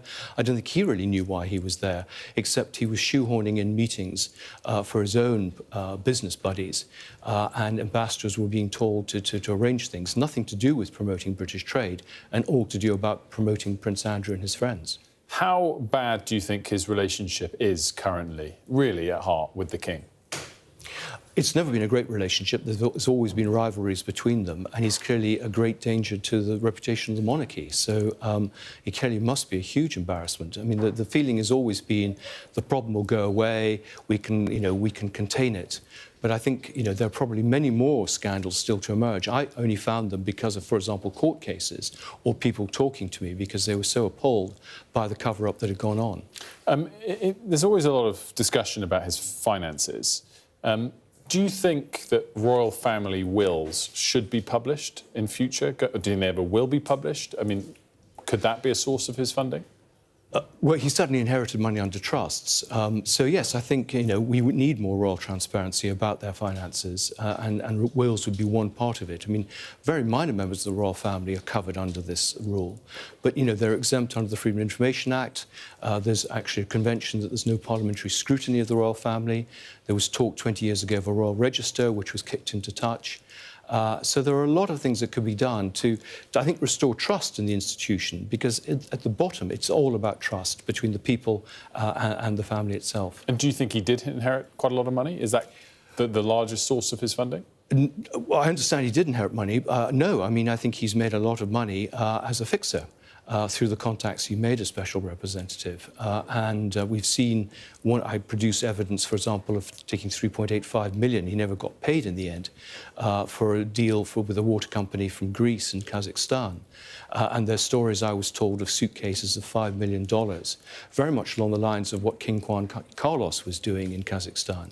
So I think there should really, to be honest, be, as was called 20 years ago, an investigation by the National Crime Agency. This is serious. And you have hard evidence in the book of those accusations, or based on what? Based on talking, for example, to intelligence sources, talking to diplomats. Some of the stuff we couldn't put in because it's for legal reasons. But I would be very happy to provide that information to any of the authorities. The other question I had about it was your sort of thoughts towards his family members. And do you have sympathy for what they've been put through over recent years or not? What's your view? I don't particularly, because I think that, they're all very much operating in the same way. There's a famous case of a man called Salman Turk, and it was discovered that money was being fed to not just Sarah Ferguson, but also to one of the daughters, which they couldn't explain. So I'm afraid, and we've seen increasing amounts of contact with particularly one of the daughters in the Middle East, with conferences and things going on, which seem very opaque. So I think there's a case to look more widely at the family. But is there a difference between they couldn't explain and you have direct evidence of something untoward happening? Well, these are court cases where there are huge sums of money being paid to them, reported by the courts, and it seems to me if they can't explain it, it does seem slightly unusual. But yes, I've talked to people. There's actually email trails of him working as a middleman. And of course, we have the famous episode in 2010 with the News of the World filming Sarah Ferguson offering access to Andrew as a trade envoy for £500,000 and walking away with $40,000. So, I mean, it's not a new story. Do they not do a lot of charitable work? Did you explore any of that in the book or not? Sorry, did I explore what? Any charitable work that they do?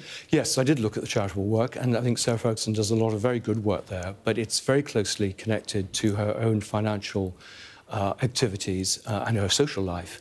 And I think there needs to be a little bit more transparency about how the three operate together. And the book is out when? It's out on Thursday. Well, thank you very much for joining us, Dr. Andrew Lally. Pleasure. Much appreciated. We're going to have a quick look at the weather now.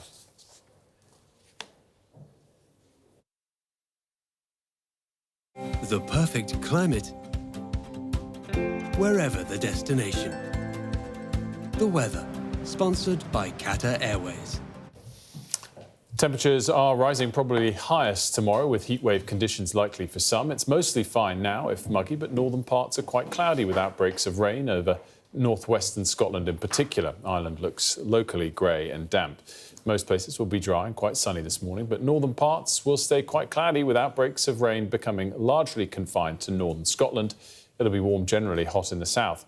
Central and western parts may see the odd possible thundery shower later, with south-western Britain most at risk. The perfect climate, whatever the forecast. The weather, sponsored by Qatar Airways. A couple minutes left today, and lots on the agenda, but we probably should dwell on the weather. Frame for us if this is good news. I mean, it's not great news for us because we've got to stay at work, but good news for those that are free today, or is it dangerous temperatures? I like hot weather to an extent, and I think we're just on the cusp of it being hot enough without it being too hot. For some, maybe it's too hot, but peaking at 33, 34 tomorrow, I think I can just about take that. Maybe bear in mind, though, some sticky nights to come. It's a bit hot and humid.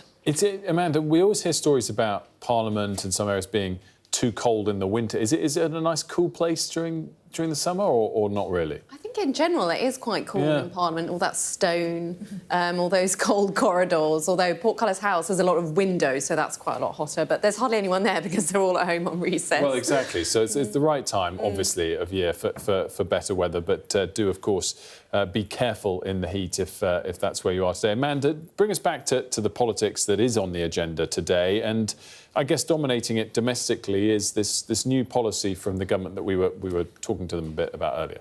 Yeah, so they're under two big pressures. One is overcrowding in prisons. The other is the issue of immigration and particularly foreign national offenders. They're under a lot of pressure to do more on this by the Tories and by Reform.